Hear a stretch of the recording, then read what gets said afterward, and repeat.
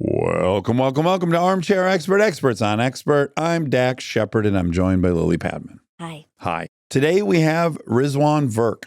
Rizwan is a MIT computer scientist, an entrepreneur, a video game pioneer, a professor, and a best-selling author.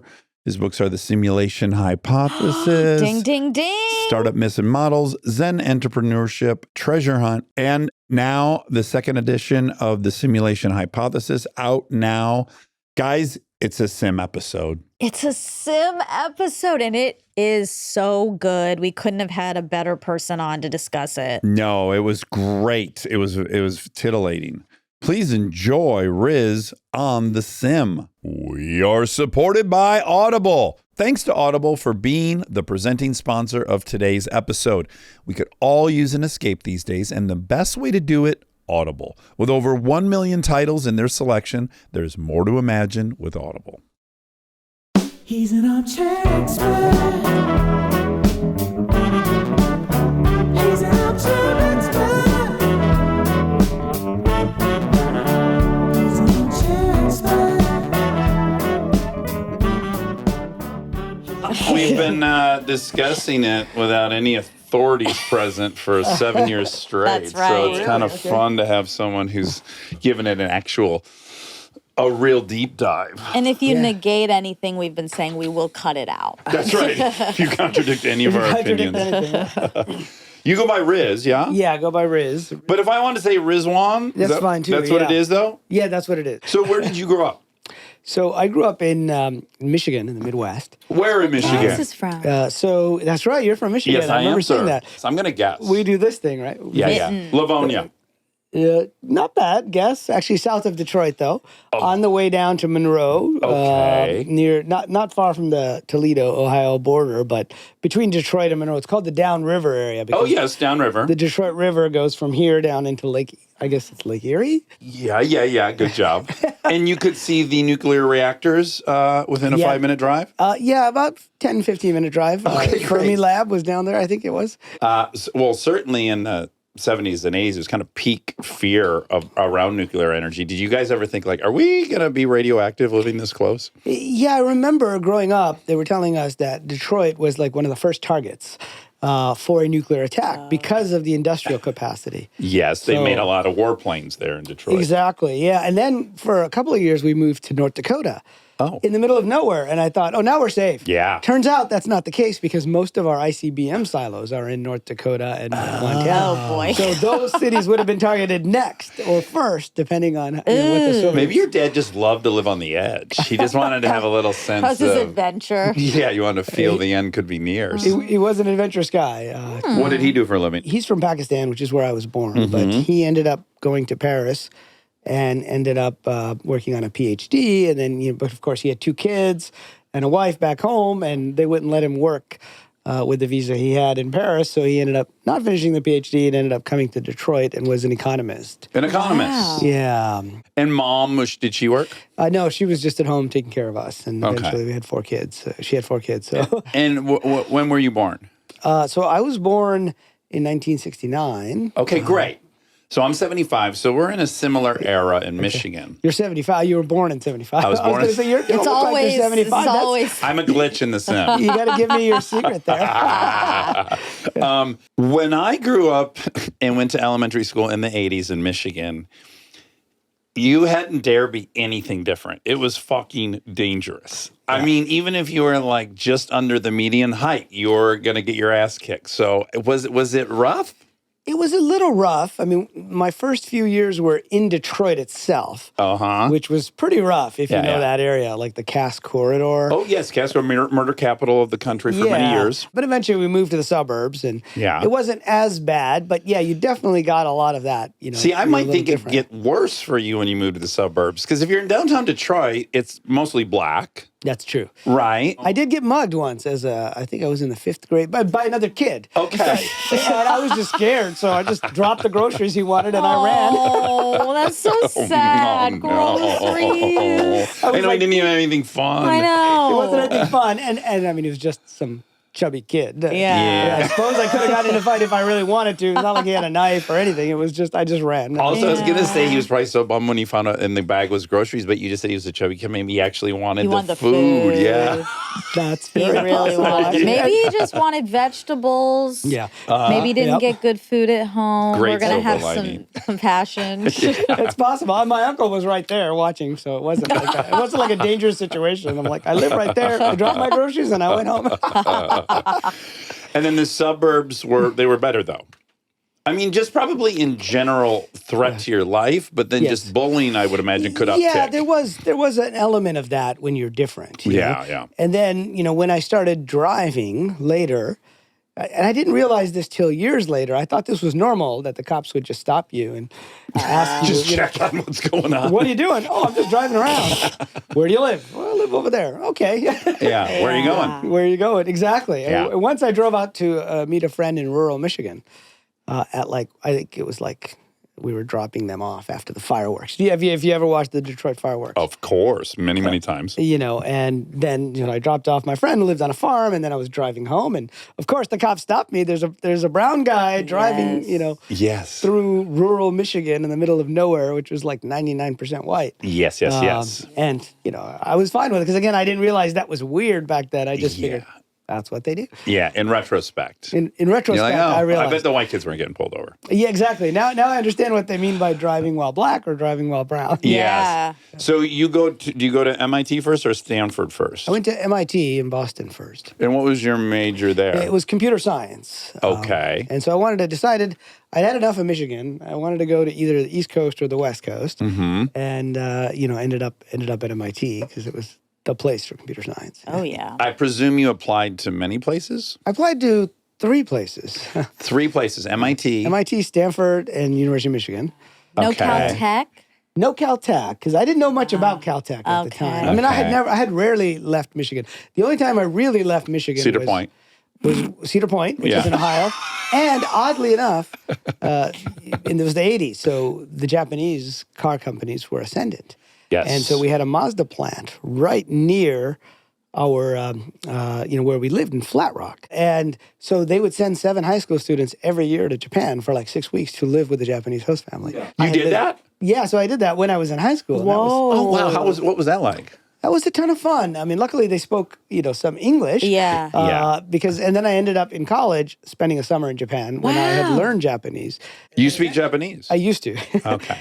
Because we had studied it, you had to study it for like 4 semesters. And then I spent a summer there, but I was not living with a group that spoke English necessarily. Right. So I really had to learn Japanese to get Right. around, and I took trains all over. Yeah. That was a lot of fun. And then eventually I ended up selling my video game company to a Japanese company a number of years ago. So I had this kind of Japanese thread. And now my book, The Simulation Hypothesis, has actually been published in Japanese. Oh, so I've how been cool. hoping to get back there.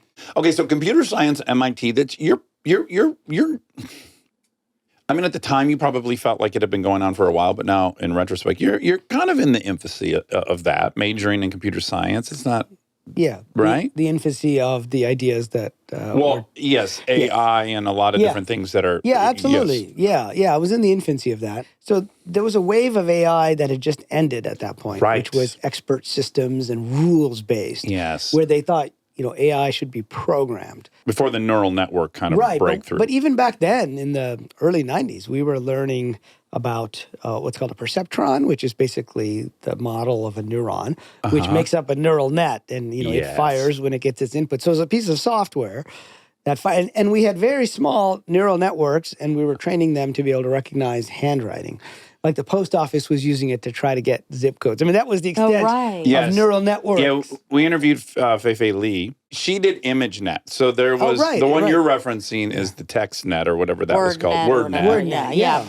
And so she did images. But when you leave MIT and you go to Stanford, do you continue on with computers? Yeah, so what I did was I became an entrepreneur first. Oh, okay. In between. Yeah, so one of the reasons why I think we're in like a video game type reality is I believe we have these storylines to our lives, and perhaps these storylines have been mapped out already by us before we came into the sim, which would be before we incarnated. So if you had asked me back at MIT or even earlier in high school, what are you going to do for a career? I mean, obviously, if you asked me when I was really young, I might not have known the terminology, but I said I was gonna be a software entrepreneur, and then I was gonna be a writer.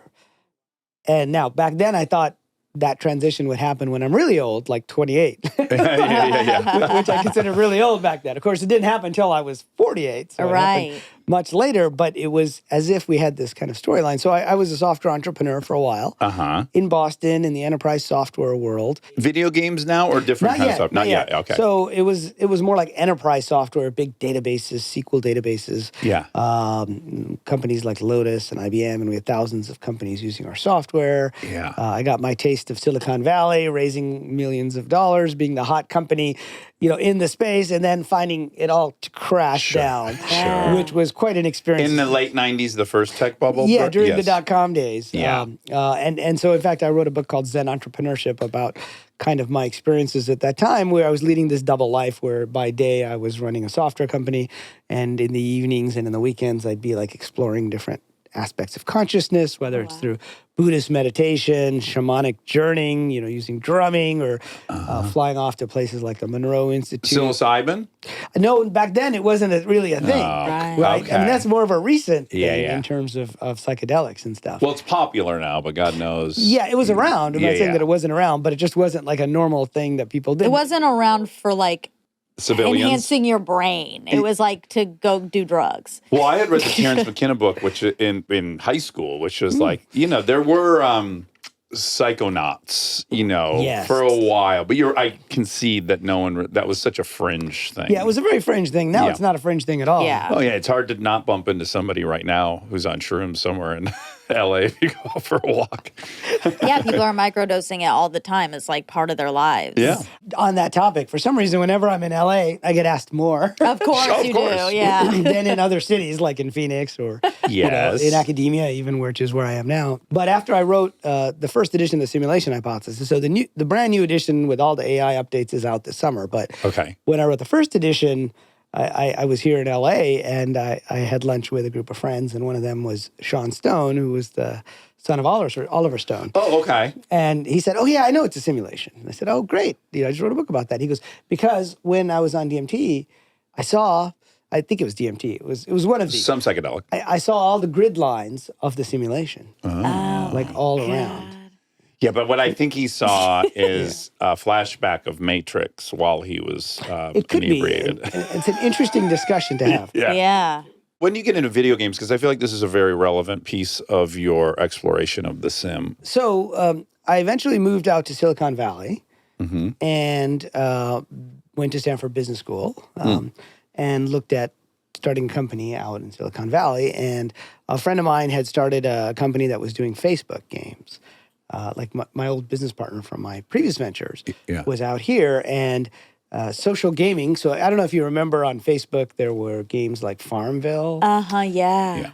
And there's a bunch of like mafia games, a bunch of different games. And it was the first time a social platform like that had really ventured into the gaming space, because games were considered AAA games that took, millions of dollars in huge studios. And PC games were starting to become a little more relevant. But there was the gamer community, and then there was everybody else. Right. Yes. And when the iPhone came out in 2007, in 2008, they did something great, which was they opened up the App Store. Yes. It was great from a developer point of view, because now people could build games. And so you could have a small team. You didn't need to have Activision Blizzard behind you as a publisher. Yeah. Now it's changed. There's a million apps in the App Store. Right. And there's this whole issue, does Apple have a monopoly? Because it's become the largest segment of the gaming industry is mobile. Bigger than console, bigger than Hollywood. And the gaming industry is bigger than Hollywood box office and the music revenue combined. Oh, I remember reading that Call of Duty as a property is basically like the top 10 grossers of all time. But that's not even mobile, is it? Or is it?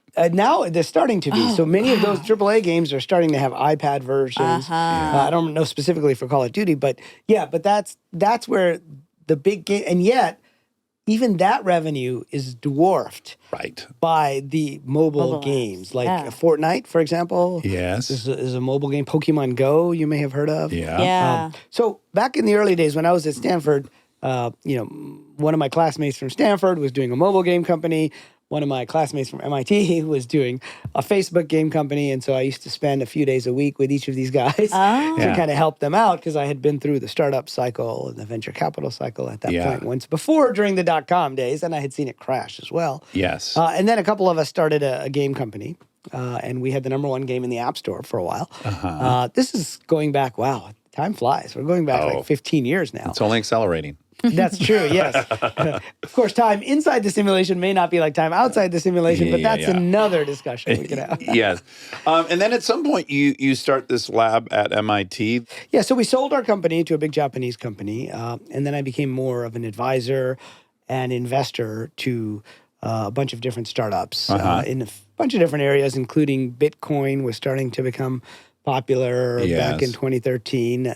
Back in the day, I remember going to I would walk to downtown Mountain View to the Bank of America, and I'd pull out $100, and I'd meet a guy, and I'd give him the $100 cash, and he would literally transfer one Bitcoin over to my phone. And it was a very small community at the time. 1,000x, by the way, 1,000x ago. Yes, that was $100. Yeah, that's it's roughly right. $100,000. Yeah, that's right. It was roughly even a little more than that too, right? Yeah, 5,000. Yeah, almost exactly. Yeah, there's these great stories of guys who like bought pizzas for 2 Bitcoins. Like that's a $200,000. No, not 2 Bitcoin. It was something like millions of dollars today. Well, so now. Like 40, 50. Oh my God. Yeah, even if you paid 12, let's say you said 12, like $12 was a pizza, 12 Bitcoin, even that would be $1.2 million.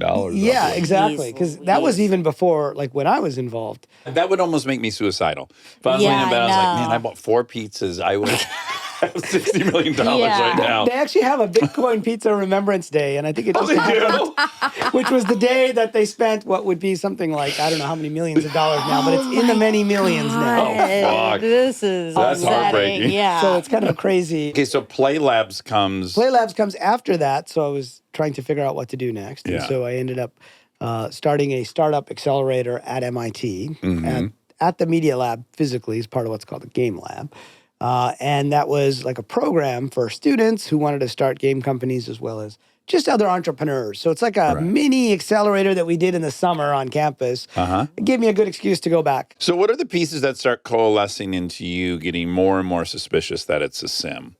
Well, so there's like 3 different threads. And what happens right around that time when I was running this program at MIT in the summers, I was back in the Bay Area, and virtual reality was starting to become popular. And so I went to this company in Marin County, and it was basically a game company, and they had a virtual sports game, and it was a ping pong game. Yeah, ping pong game. It was a company called Free Range Games, and they put on this headset. And it was big, first of all, because this is 2016. And there were wires coming from the ceiling, right? So there's no mistaking that I got this, what we used to call a toaster on your face. And I started to play this ping pong game.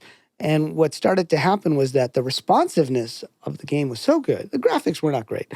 But it was so responsive that I started to feel like I had a real paddle in my hand. And I was playing a real ping pong game, and I was hitting a real ball. Did it have some kind of feedback? There was no haptic feedback. There wasn't. It was just that if I, put my hand in the right place, the ball would move. So they got the physics engine right. That's kind of what we call it in the game industry. And it was so realistic in that sense that for a moment, only for a moment, but for a moment, it fooled my body into thinking I was playing a real game of table tennis. Yeah. I tried to put the paddle down on the table. I tried to lean against the table at the end of the game, and of course, the controller in my hand fell to the floor. And I almost fell over, and then the wire started to jerk me back up. I wish there was video of like all these early people trying this shit. I know. So it's crazy. But then I began to wonder, how long would it take us to build something like the Matrix? And I realized it would take us, there's stages that we would have to go through of technology. You labeled 10 or not yet? Yeah, 10 or so is what I came up with of stages of technology that would get us to that point. And I define that as the simulation point. And it's a kind of technological singularity. Now, when we hear the term singularity, most people think AI, Skynet, super intelligent. Yeah, define singularity for folks. So, that's just it. There's a few different definitions, but the basic idea is that technology will start expanding so fast, it gets to a point where nothing will be the same. And that could be through computers learning intelligently. So it could be through super intelligent AI. It could be through human mergers with computers, which is what Ray Kurzweil talks about Yes. a bit. The term was actually used by John von Neumann, who is like The greatest of all time. the greatest of all time. I mean, pretty much, we still use the von Neumann architecture in our phones and in our computers all these years later. Yeah. But he said it was a point beyond which everything would be different for humanity. And then Werner Vinge came out. It was a science fiction writer, but who's also a computer scientist. And he wrote a paper on the approaching technological singularity, and that's where it really took on the meaning. It has its own propulsion and momentum that outpaces anything we could do to kind of contain it. It's now its own organism running freely, in a sense. Right. And then for us, life is different. Now, I define the simulation point as a kind of technological singularity. It's not exactly the kind that they're talking about, but basically it's a point at which our virtual reality gets so realistic that It's we would indistinguishable. forget. It's indistinguishable from physical reality. So like this could be a virtual set. Yes. In fact, people Right. watching this on YouTube don't know if it's a virtual set or not. Yeah. So that's the first piece of it. The second piece of it is that with AI characters that are indistinguishable from characters that have humans controlling them, Yeah. which you think of as smart NPCs. So NPC stands for non-player characters Okay. inside video games. Those are all the AI characters. So they don't have a player. They're not an avatar of a player. They're just a character in the game. But bartenders, people who operate, stores that sell you, Yeah. weapons and gold. Yeah, no one's playing the game as a clerk, I can't imagine. Right. Which Exactly. we're going to earmark that. That's one of my counter arguments to this whole thing. That's But- actually a good point. Yeah, Yeah, yeah. and we'll come back to that. But, Yes. but so if we can have those AI characters, and then the third point is that the world itself is generated through AI so that it looks infinite, or it looks almost infinite, so we can go to different places in the game. So that was the first main thread. But then I started to pick up these other threads. So like the subtitle of the book is An MIT Computer Scientist Shows Why AI, okay, that's the first key thread, and virtual reality too, quantum physics, and the third thread is Eastern mystics. And turns out not just Eastern, but Western mystics as well, have all been telling us that there is something wrong with the central materialist, view of the world, that the physical world is not what we think it is, that it's some kind of a hoax. And it's a hoax that's built on information of some kind. And so as I started to go through these different threads, I realized, they're all saying something kind of similar, which is that the world itself might not be real. And that's what led me very deep into the rabbit hole of simulation theory. Yeah, so I think one way to start this would be to talk about the two different versions. So as I understand them, you have what you're talking about, which is you are probably in theory some physical being plugged into a computer somewhere in a physical space, and that you're experiencing this simulation as we all are, but that you are somehow playing a game. Yeah. That's one version. You've picked this game and we're experiencing it now. Another one, I find this one more compelling, is computer technology will reach a point where we will be able to replicate every single element that's happening in the universe. And when we have that, and we can deploy models to test theories. So a common one people will think is, okay, in the future, let's say 200 years from now, AI has done what it's done. We can do this. They're still dealing with global warming issues. So let's deploy 1 billion scenarios that have all the same contributing factors that we currently have. Let them play out and see if one of these billion models solves it for us. But with real people? No, every single Simulated thing people in in the that model would be simulated. There'd So be no we one would plugged all into. be simulated. Yes, but that the simulation would be so good, and for the model to actually prove anything, the participants inside would have to have autonomy and free will and all the things we're experiencing. Yeah, consciousness. So it wouldn't be a That's good a big model. debate. That's a That's a huge- debate. So yeah. would they have consciousness or not? And that's an Exactly. ongoing debate, yeah. But that version of it to me makes the most sense. And you can imagine that, yes, there's a computer somewhere that's running 1 billion different models. We all listening are in one of those billion models, and they could be happening in 1 second.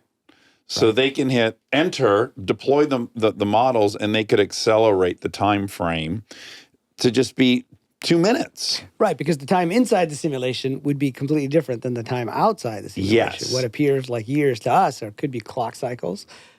You hear about these computers that have 20 megahertz or 8.5 megahertz processors. What that means is operations per second. Yes. That the computer can do. And so many of those operations could constitute a whole cycle. Yes. But it's sort of a quantized version of time in a digital universe. Right. And just a quantized version of space. So those two versions that you talked about. Yeah. Which one are you more drawn to? Well, first of all, it's an axis is what I say. Okay. Is that on one end of the spectrum, you have what we call the NPC version, where everybody is AI, 100% NPCs.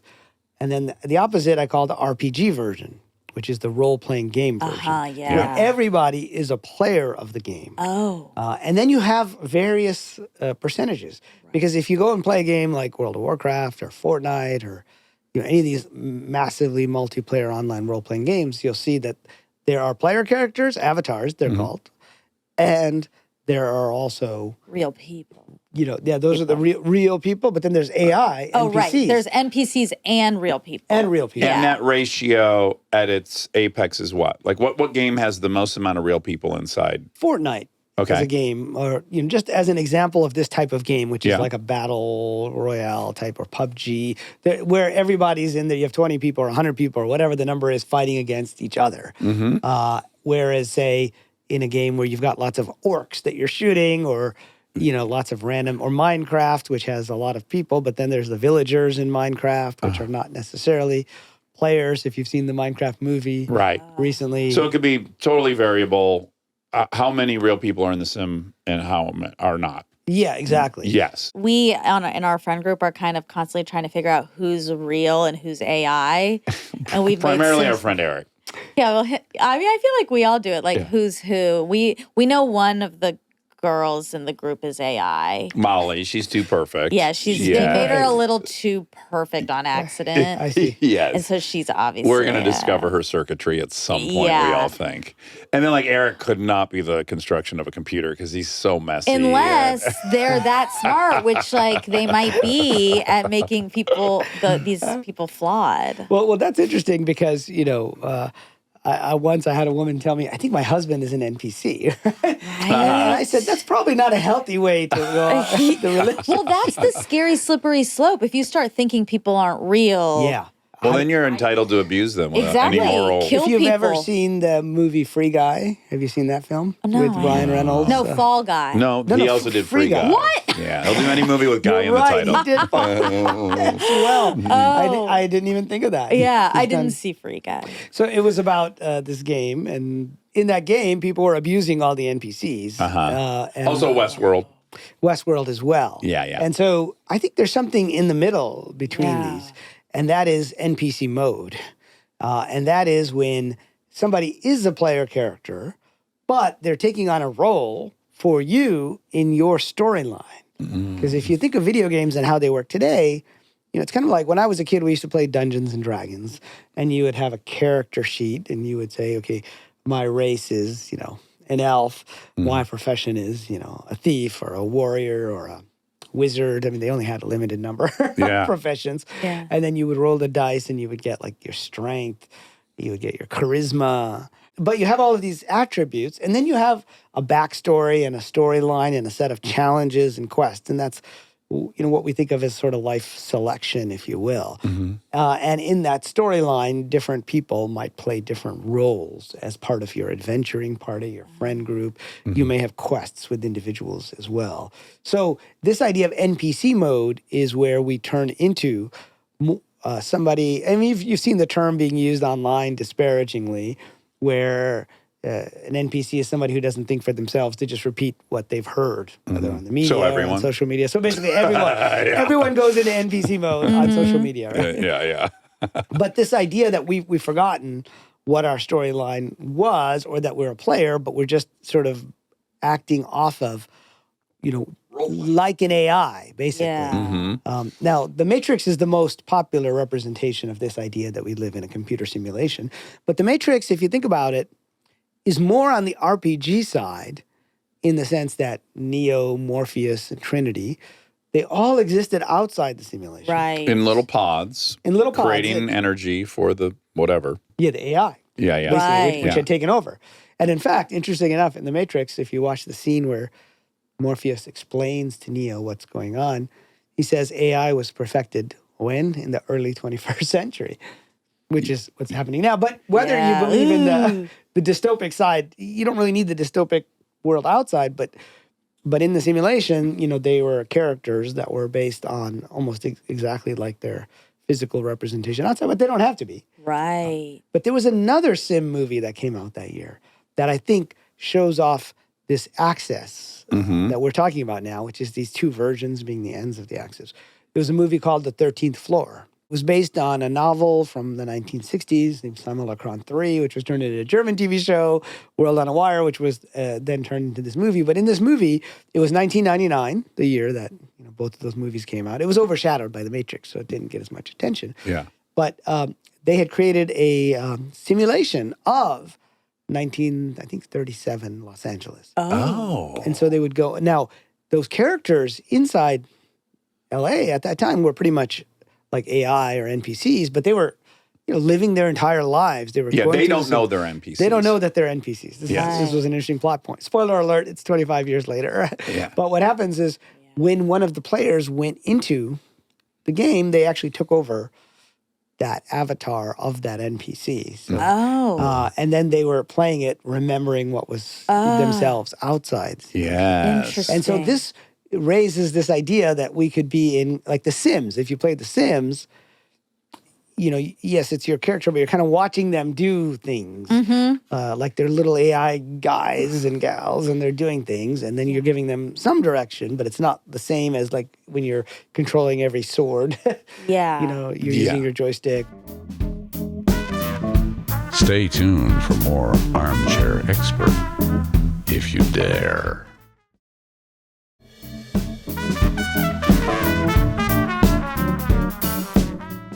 Okay, so the most compelling argument or thought that I have that makes me open to this notion is if you can just imagine how quickly technology is accelerating in computing power, and now we're going to have this other person helping us, AI, which is going to accelerate it even further. They're going to code faster and better, and then, that's all going to start ramping up.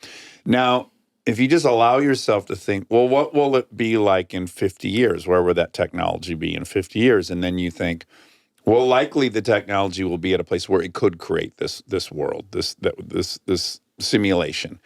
So if we know that it's inevitable, you have to acknowledge that you might potentially be in one. Because if it's inevitable, then how would one know? And by the way, this is my argument against why I believe we will never figure out time travel. Because if we had figured out time travel at any point in the future, they would have come back at some point. Now, maybe you could argue somehow they came back and we didn't know, but just to know that if time travel ever was possible, we would know.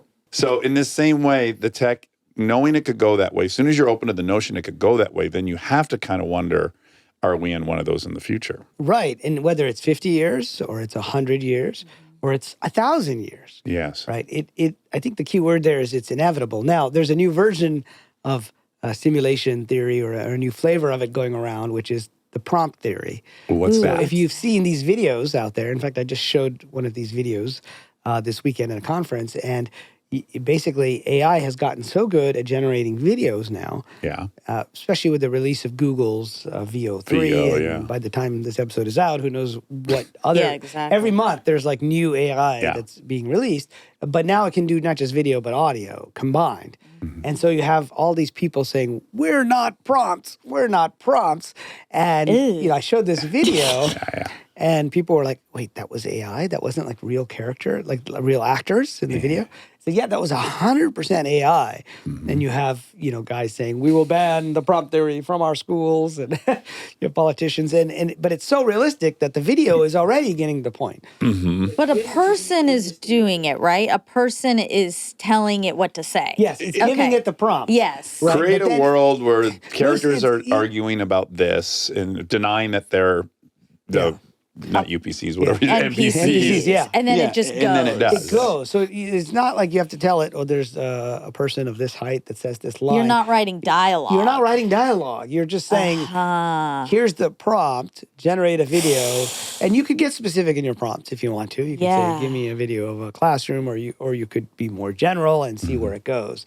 Either way, the point is that it ends up generating what look like humans. And then, one guy goes, yeah, we must be prompts because we used to have 6 fingers and we only have 5 now because the AI was so bad, like even It's 6 making months a ago. joke about itself. It was making a joke because you could tell it was an AI video because some of the people would have like 3 arms. Yeah, or 6. exactly. Yeah. It wasn't very good at actually generating it. Yeah. Now, it's not at the point yet where it can generate an entire virtual reality yet. Correct. Like, it's very important to recognize the gap between what you're seeing 2D that's been generated versus what it would be like to be inside of it. Well, unless That's that's an already enorm- happened and we're in it. That's We are exactly it. right. Yes. Yeah. And so if it's going to get to that point, if it really is indistinguishable, Yeah. then, the chances are at least 50-50, right? But we could be in it. But why would they start showing us the cracks unless they're going to unplug us soon? Do you see what I'm saying? Like Like, why if you're are in a sim, why would the sim allow you to discover you're in a sim? Yes, exactly. Well, that depends on what the purpose of the sim is. What problem are they modeling out potentially? Yeah. And so people often ask me this, and this gets to your earlier point about running multiple simulations as well. People ask me, what's the purpose of the sim? And I say, well, I'll ask you 2 questions. So why do we play video games? And then why do we run simulations? And the answer to the first question is for fun. Yeah. Because we want to have experiences that we can't have outside the game. So in this quote unquote physical world, if it is that, I can't jump on a dragon and, or a spaceship, at least not yet. So it's to have these experiences that we can't have outside. But the simulation, why do we run simulations? It's usually to see what will happen for an entire civilization. If you design an airplane, all airplanes that are designed now, the structural engineers will start running it through all of these computer-generated models, and they'll figure out so much stuff about how it's going to fly before they ever take it up in the air. Right. Like, that's a very simple application to save thousands and thousands. AI is now doing this with drugs. You used to have to run these trials that would take X amount of time, and now the AI can run the trials, and they will be almost identical to what the real trial would be. Theoretically. Yes. Yes, because there may be confounding factors in the real world that the AI hasn't taken into account yet. But that's where we think it can get to. But yeah, I just read something about how AI is being used now to try to figure out the dates of documents, like the Dead Sea Scrolls. I just read something where supposedly that they're from hundreds of years earlier than we originally thought, because AI is not just looking at the carbon dating, but it's looking at other documents from that era and saying this is similar to that. It's very good at catching patterns. Yes. And similarities of patterns. But so we run a simulation in order to see what will happen, like in the case of the airplane. Or if you think of the very simplest, even non-graphical simulations, there used to be a population of fruit flies, right? You have like a little equation. You say you start off with 10 fruit flies. They multiply at this rate. After 1 year, how many are there? After 2 years, how many are there? But then, in order to make it run, and this is where things get really weird, you end up having to run it multiple times in that scenario. And then look for a pattern within that. Yeah, look for a pattern within that to say what's the most likely outcome. Yeah. If we change these variables, what's the most likely outcome, and what's the most favorable outcome that we want? Same with designing of a plane or a car. You would go tweak the variables. And so, you know the science fiction writer Philip K. Dick? No. So he was the guy who wrote the books behind Blade Runner. Oh, okay. Cool. Minority Report's another science fiction movie on his work, and The Man in the High Castle on, if you ever seen that series I on did Amazon. see that. Was that the Nazis won the war? Yeah, so the Nazis and the Japanese won the war. The Axis powers. And they basically split America between them. Yeah. And so it was an alternate timeline. But then there was this guy who was able to jump into our timeline in the show. If you watch the show at the end of the... So I interviewed his wife, Tessa. She was telling me a bit about how he came to believe this in some of this stuff. But he gave a speech at a science fiction conference in Metz, France, all the way back in 1977. Right? So we were pretty young. I don't know Yeah, if you'd even been born I yet. wasn't. But She was 10 years out. Yep. and he said, we are living in a computer-programmed reality, and the only clue we have to it is when some variable is changed, some alteration occurs in our reality. So that was the famous line related to sim theory. And supposedly the Wachowskis were inspired by Philip K. Dick, amongst others. So I asked Tessa, what would he think of The Matrix? And she said, first he would love it. He would say, this is great. And the second thing is he would call his agent to see if he can sue them for some of his ideas and get a piece of the revenue. Yeah. I thought that was funny. Okay, so I spent a lot of time thinking about it. I like it. I've had many different thoughts and experiences that also dissuade me from it. So we had this unique opportunity where we were on a trip with Bill Gates last year for a week in India. And we're on an airplane with him, just the three of us. And I said, what do you think of the simulation theory? And he said that it would be absolutely impossible for there ever to be computing power that it could account for every single atom in the universe. And that if that computer existed, it would be larger than our planet, even if you model out Moore's law and everything else, that there would never be the computing power to predict the movement of every single atom in the known universe as we currently know it. And I thought, well, if I were going to believe anyone on the prediction of what a computer's capable of, I think it'd be him. But that's like, what if this room is the only actual room?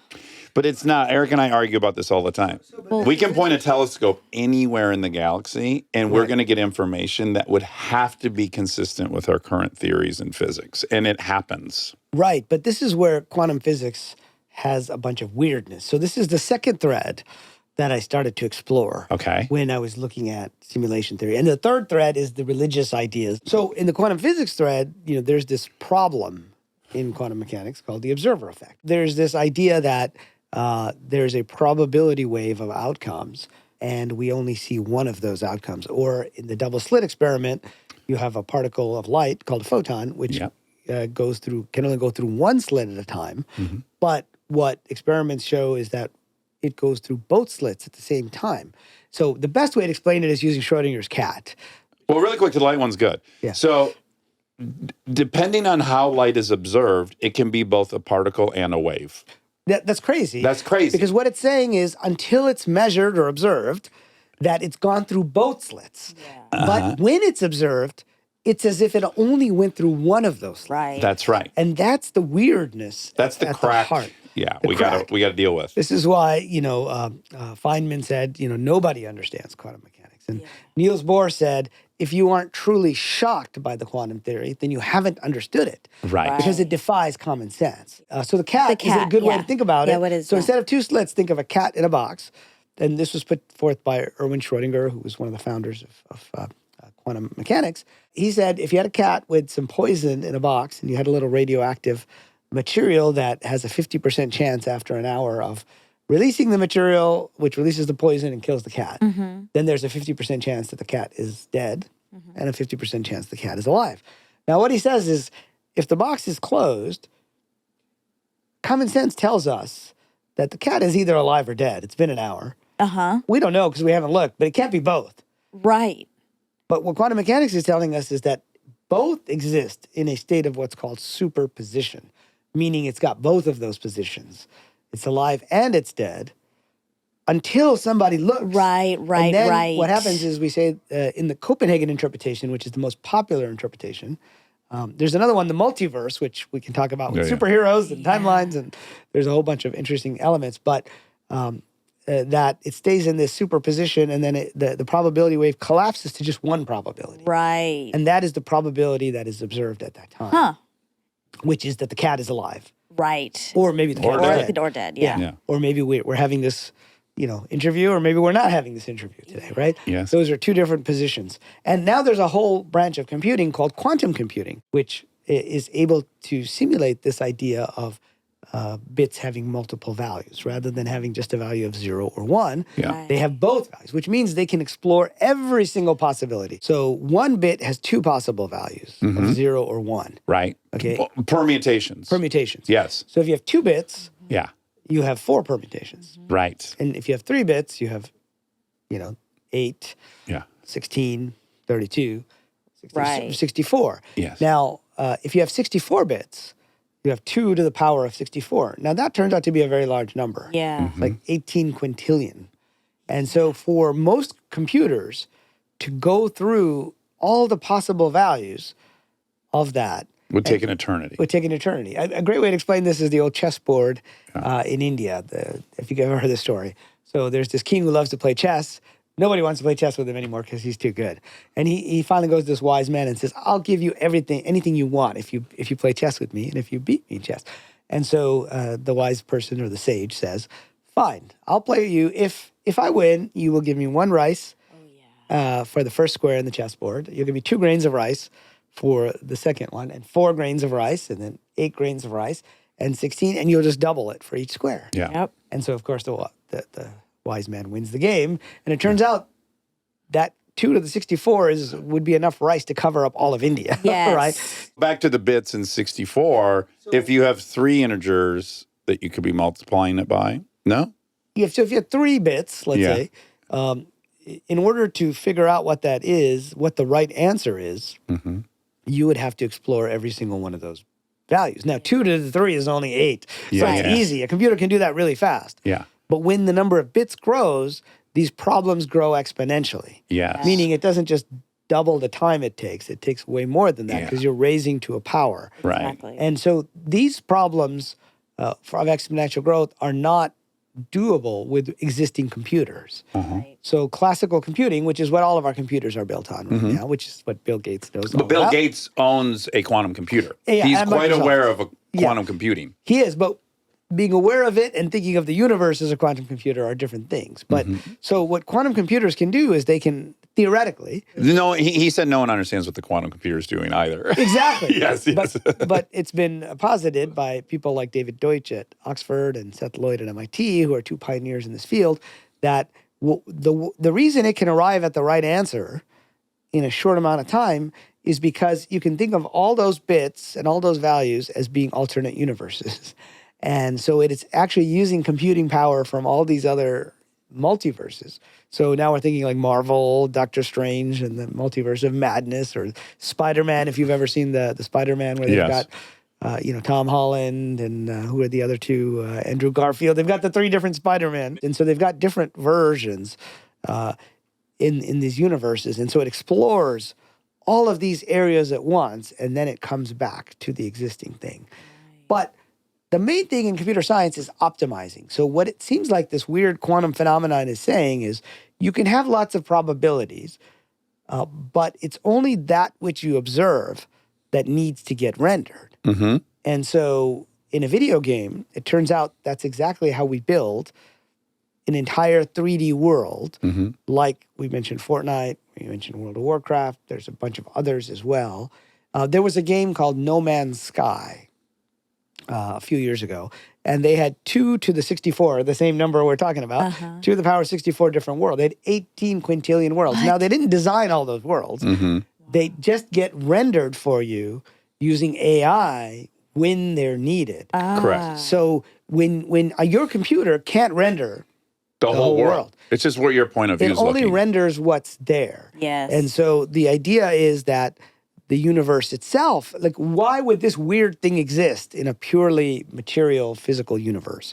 You wouldn't have this weirdness in quantum mechanics. And so in trying to come up with a explanation for these different interpretations that people have, which nobody understands, one new explanation is that the world is rendered on demand as it's needed by observers. Right. And so you can look at a telescope, and now suddenly that need galaxy, that. and then as we get better telescopes, it needs to fill in. And that's exactly what video games would do. They would fill in the pieces that are needed, and then they cache on the server So caching is like storing something so that when you look back at it, you'll see the same value. Again, It only has to construct it once, basically. it only has to construct, and if there's multiple people looking at it, Yeah. you get what's called coherence in the quantum world across Interesting. these different people. And so that's, I think, one of the arguments that gets around this issue where it's not a brute force calculation.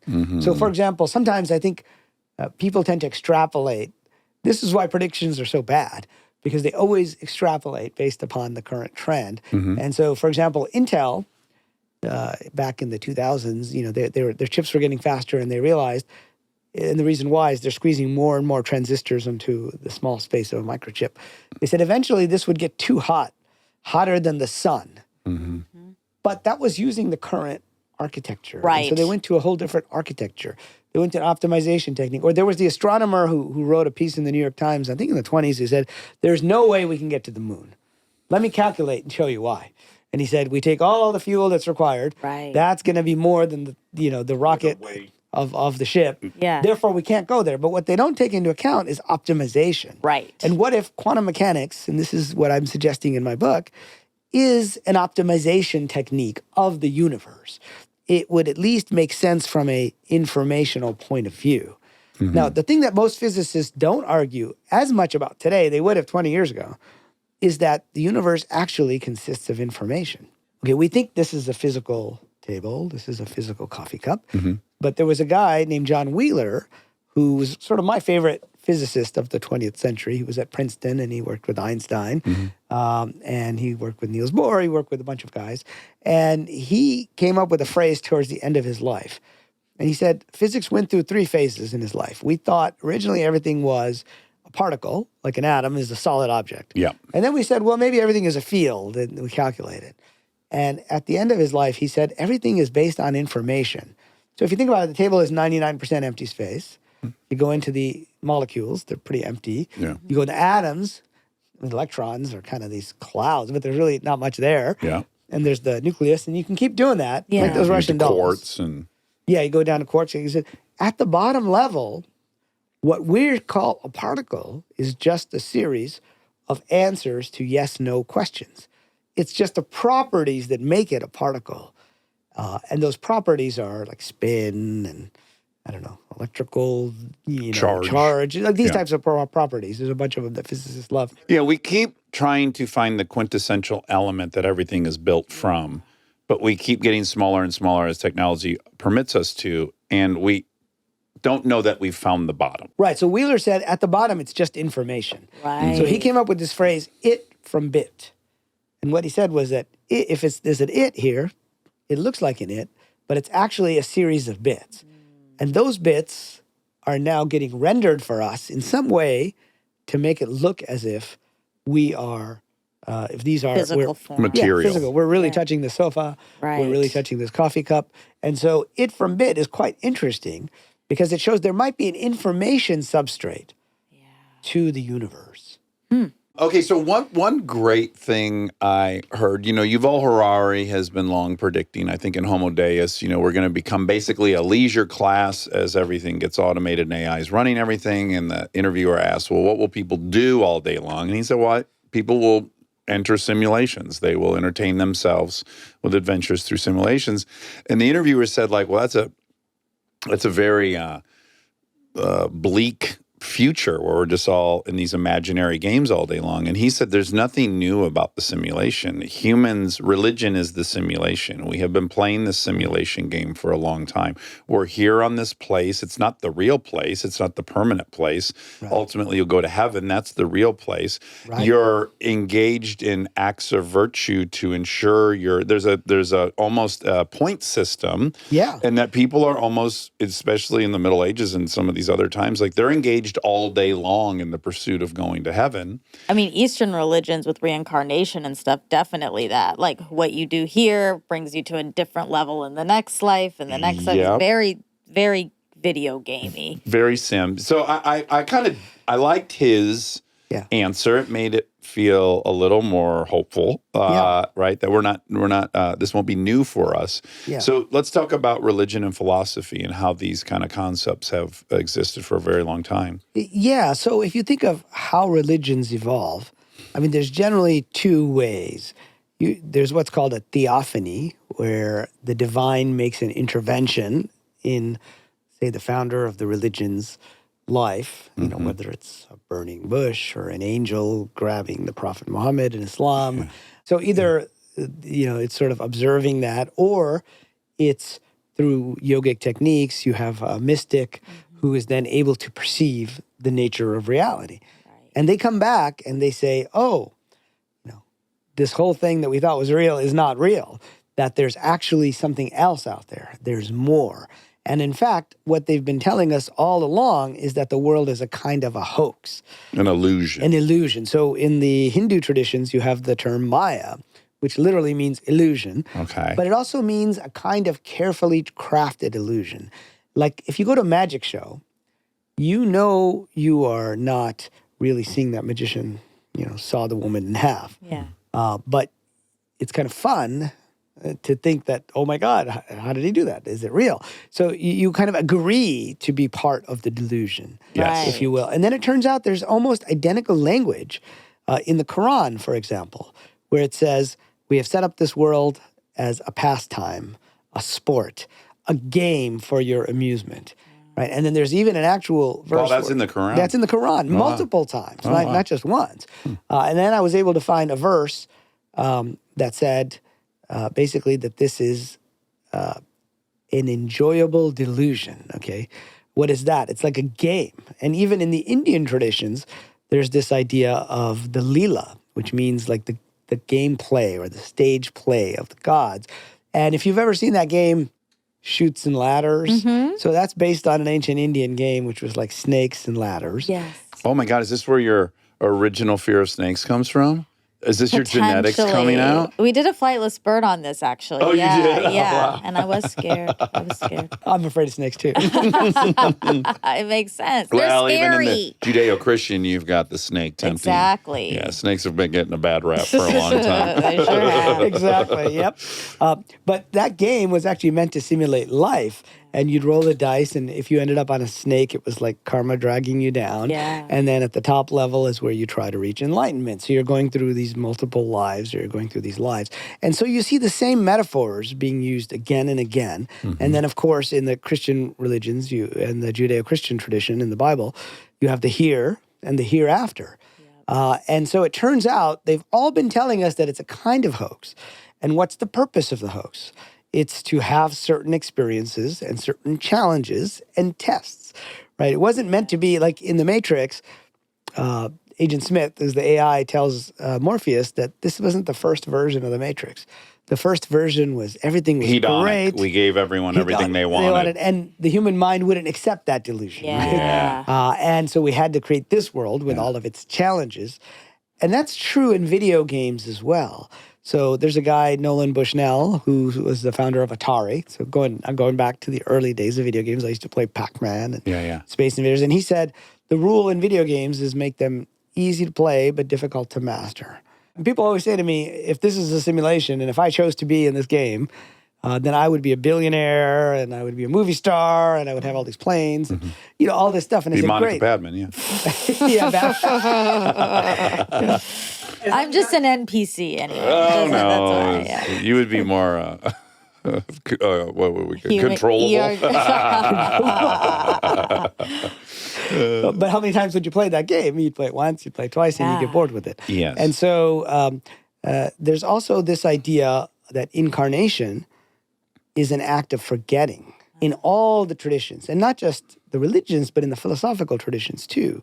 In Greek lore, Plato talks about Lethe, which is the river of forgetfulness. And you cross that river when you come in. So you kind of forget about the plan that you had before you came in. And that's what makes it fun, because now you can approach these challenges in a fresh way. Well, how about we learned this from Rami Youssef, the actor, that in Islam, or in Arabic, the word for human translates kind of to forgetful. Yes, that's right. And in Islam, in the Sufi traditions, they get very explicit about it.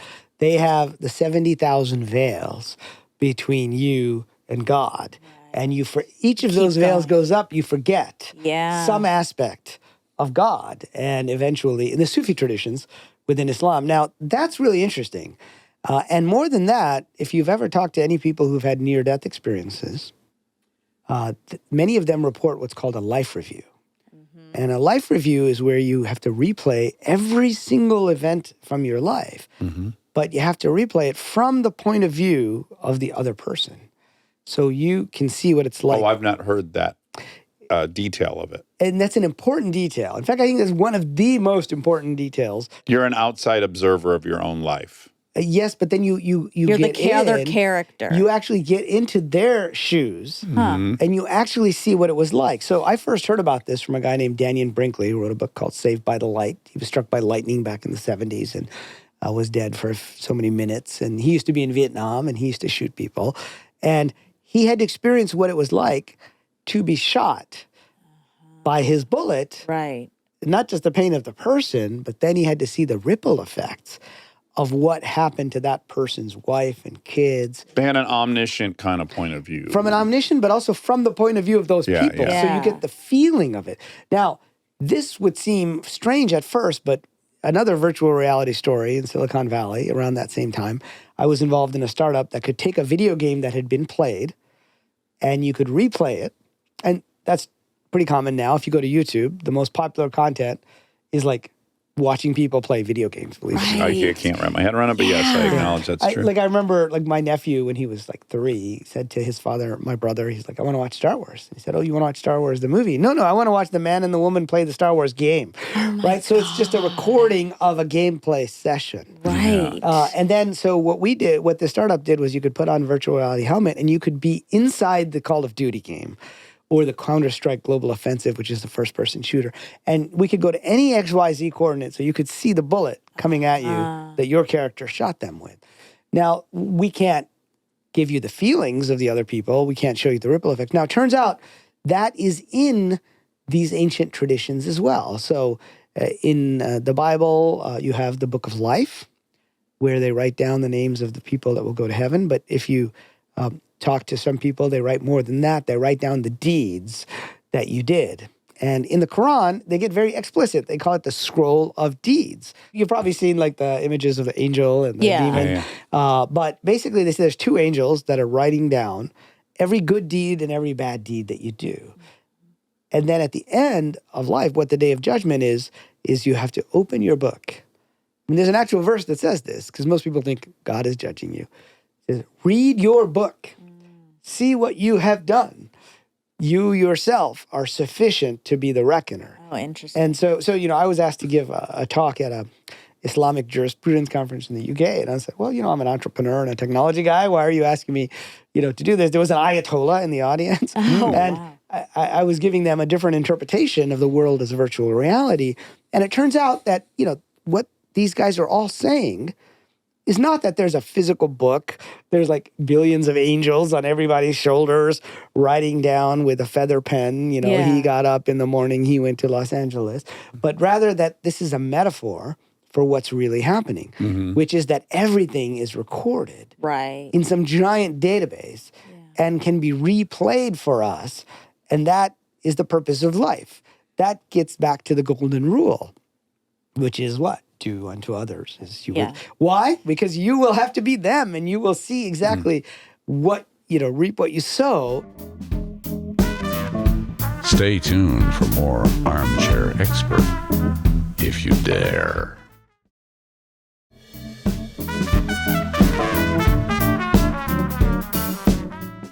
So what's really interesting is I clearly see all of these parallels. I acknowledge them. I agree. But you and I have 2 completely opposite takeaways from that. So your takeaway, as I understand it, is people have always been mildly aware of the sim. Yes. And that they've been trying to express it with what limited abilities they had in that era. Right. Metaphors. Yes. Yeah. And what I interpret is humans as a species who are addicted to story and addicted to status as social primates will always construct these narratives. And you are yet another person taking what's around you, and you're just constructing a religion narrative. And God is the programmer, or God is the computer.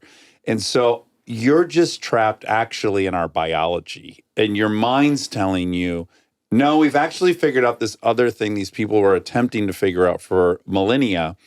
And I think we have opposite conclusions. Does that make any sense? Yeah, I think so. But what I'm doing is updating the metaphors and saying that, so for example, there's metaphors that talk about incarnation in these traditions. And they say the soul goes into the body in the same way that a body puts on clothes.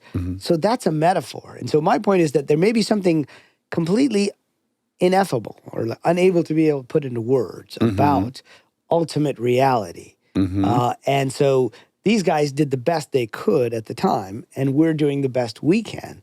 So we're trying to update the metaphors in a way that would make sense to modern people, if you will. You know? Yes, but can you acknowledge that if we were somehow, we had evolved to have the same intelligence we have, but we were a tiger instead of a chimpanzee. We were a solitary animal.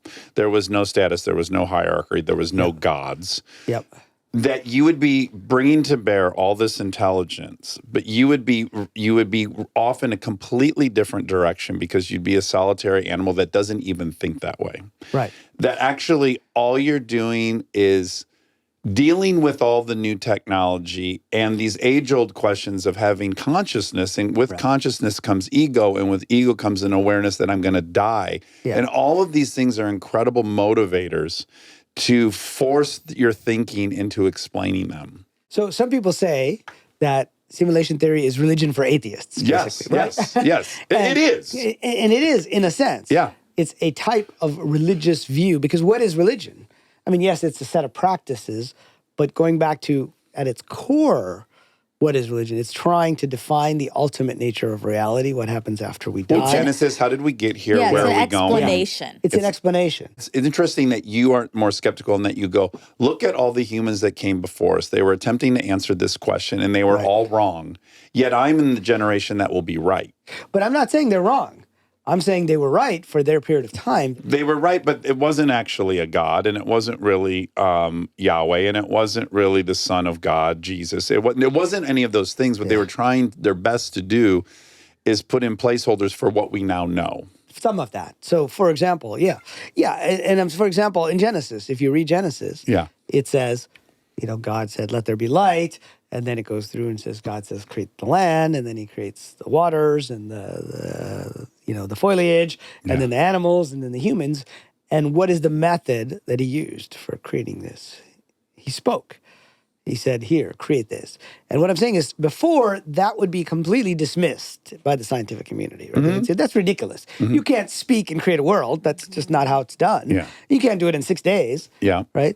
We have a lot of geology that would say it didn't happen in 6 days. Didn't happen, right? Yeah. But you can now. You can actually tell AI to create an entire world for you in 6 units. Yes, but I think we're seeing iterations. Yes, this is the latest iteration. And I don't disagree with you. Yeah, we're seeing iterations of the oldest question we've had. Yes, and we're absolutely. just in our time doing our iteration of it. Yes, and there may be other iterations, but I'm saying that the iterations are getting closer and closer. It's getting more compelling because the actual possibility of this fantasy is seemingly upon us. We're seeing it. We're seeing we're seeing AI make worlds. So this theory is starting to become more, it's not like a God and a snake and a this, where we've never seen any evidence But of. rest assured, our level of conviction currently is the same level of conviction as the people that were following Muhammad through the desert. Right, but if you're Muhammad, you had that experience with an angel, or if you're somebody who's had a near-death experience and you've had that experience of a life review, or you're a yogi who has meditated and suddenly you remember your past lives. What I'm saying is, for them, it wasn't just a social story. For them, it was something they actually saw. And now you can argue that. You can say that's all bullshit, which is what people in my world do in academia. We say that's all bullshit. That doesn't really happen. This machine has already been doing what we hope that the computing power will actually do, which is we have been able to see from someone else's perspective always. That doesn't require any technology. We have empathy. In fact, it was imperative for our survival because we would deal with people of higher status and we had to be able to predict what they wanted to hear from us to get the thing we wanted. Like our hardware is to do exactly this, to put ourselves in other people's perspective, to be capable of all these things. I just think that is the ability of our human brains because of how we evolved. Right. And here we are again, and there's a little bit of arrogance on our part to think, no, but we're the ones, right? Now we have the deets. Now we actually know. Right? Would you agree there's a little bit of lack of humility? And by the way, I love it. I think about it all the time. And I would say there's a lack of humility today in science, thinking that we know everything and that this is all there is. In fact, we may know only 2% of what we'll figure out in 10,000. And, even this idea of the past, I mean, if you go into quantum mechanics, it gets so weird that the past isn't fixed anymore. Correct. It starts to become so bizarre. Yeah. We're really starting to question time in general. Yeah, and now we're getting into big questions of consciousness. Like physicists have been debating this for hundreds of years. Max Planck, the father of quantum physics, says consciousness is fundamental, matter is derivative. Most scientists today would say, no, matter is fundamental, and consciousness just comes from having a bunch of neurons. Yes. So if we're able to get the neurons in the right, and that's it. That's all there is. Yeah, these are determinists. Yeah, these are determinists, right? Yeah. But it's interesting because if you talk to doctors, they'll kind of take that point of view. And then you talk to nurses, and the nurses are like, I just had this happen the other day. who is my favorite person alive, he believes that the consciousness is just yes. It's just there's no free will, right? Yes. Within the system. Yes. So these are ongoing big debates, right? That we haven't yet resolved. Yeah. And I think, so you can think of simulation theory as a metaphor that allows these people to talk to these people, right? These people think they have the answers to scientists. Yeah. These people think they have the answer. The Ayatollah and the Ayatollah or the yogis. Audience. Yeah. The yogis, right? Yeah, they think they have the answer. Yeah. But they don't talk to each other because they say, oh, those guys are just materialists who don't know anything beyond. And these guys say, those guys are just a bunch of mystical blue ha-has who don't know anything, right? Yes. Which perhaps the answer is not that. Yeah, you're saying they're kind of saying the same thing. They're kind of saying, for sure. They're getting That's my to this kind of point. Yeah. Yeah. They're all saying the same thing. They have different mechanisms. That's all these things have. Yeah, I agree with you there. Yeah. Absolutely. Last one I want to just throw out there. Again, I hope I'm being clear. I love the simulation. I think about it all the time. We talk about it all the time. So it's like I'm not in or out. But one thing that I think is unavoidable to acknowledge is the people who the simulation theory appeals to. People like you, people like me, people like Monica, people like Elon Musk, people who seem to have been luckier than other people on planet Earth are more inclined to believe something stinks. You are not hearing a ditch digger who was abused as a child, whose wife left him, who's dying of alcoholism, going, God, I bet this is a simulation. Well, they're not real, so... Oh, right. So the excuse, so I want to work through it. No, but that is it. Eric would say, well, yeah, he's an NPC. That's dangerous. But it is exactly what I want to point out. So A, it's the people who believe in it are luckier than other people. I'm one of them. Yep. And then for your theory to hold, well, why am I so lucky and these other people are not? Well, they're fake. And that is the biggest elitist superiority complex one could have. If you are forced to write off 80% of the world who doesn't like their lot in life, and there's no fucking way they paid for this simulation. But aren't we saying that the simulation is built for challenge? You're supposed to have challenge. And some people, maybe that's variant, I guess, per person. Well, yes. And I'd say, again, it depends on your point of view on this axis of RPG versus NPC. Versus just model. Minimally, that weeds out... Yeah. I think it weeds out the participation model. I think that this would just have to be a model simulation to come up with answers. Possibly. And to me, that's definitely one possibility. Yeah. But the counterpoint to that is this is a question that religions have struggled with for years, which is why is there suffering in the world? Yes. Exactly. Yeah, if God created everyone, he loves everyone. Why on earth is this person a beggar and getting beat and enslaved, and this person's a king? Exactly. And so, one of the first Indian yogis to come to the U.S. was a guy named Swami Yogananda. He came here in Los Angeles. He wrote a book called Autobiography of a Yogi, if you guys have ever heard of it. And he's the rock star of the yogi world. Yeah, exactly. Steve Jobs' favorite book was Autobiography of a Yogi. It was, given out at his funeral to everybody. And so he, among many spiritual leaders over the years, have struggled with this question. And he said, God, why do you allow such suffering? And this was during World War I. So this was the first mechanized war. Yeah. So people were being killed at like a horrific level. Yeah, it was the gnarliest war we've probably ever had. Exactly. Yeah. I mean, now we have weapons even greater than that. But back then, and he got a very strong answer, and that the answer came to him in a vision.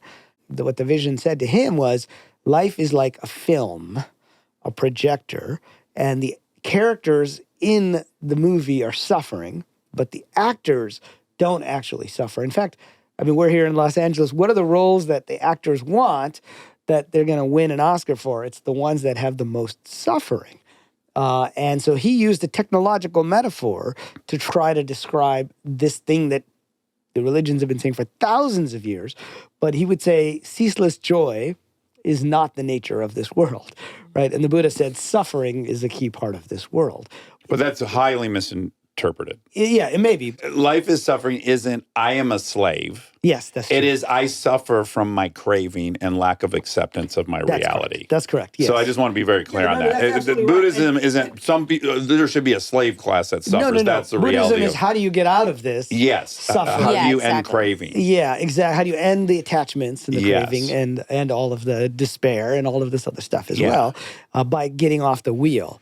Yeah. So my conclusion, he did a good job. He did his best. Yeah. The bottom line is there isn't a God because you cannot come up with an explanation for why so many people are suffering in this completely horrific way.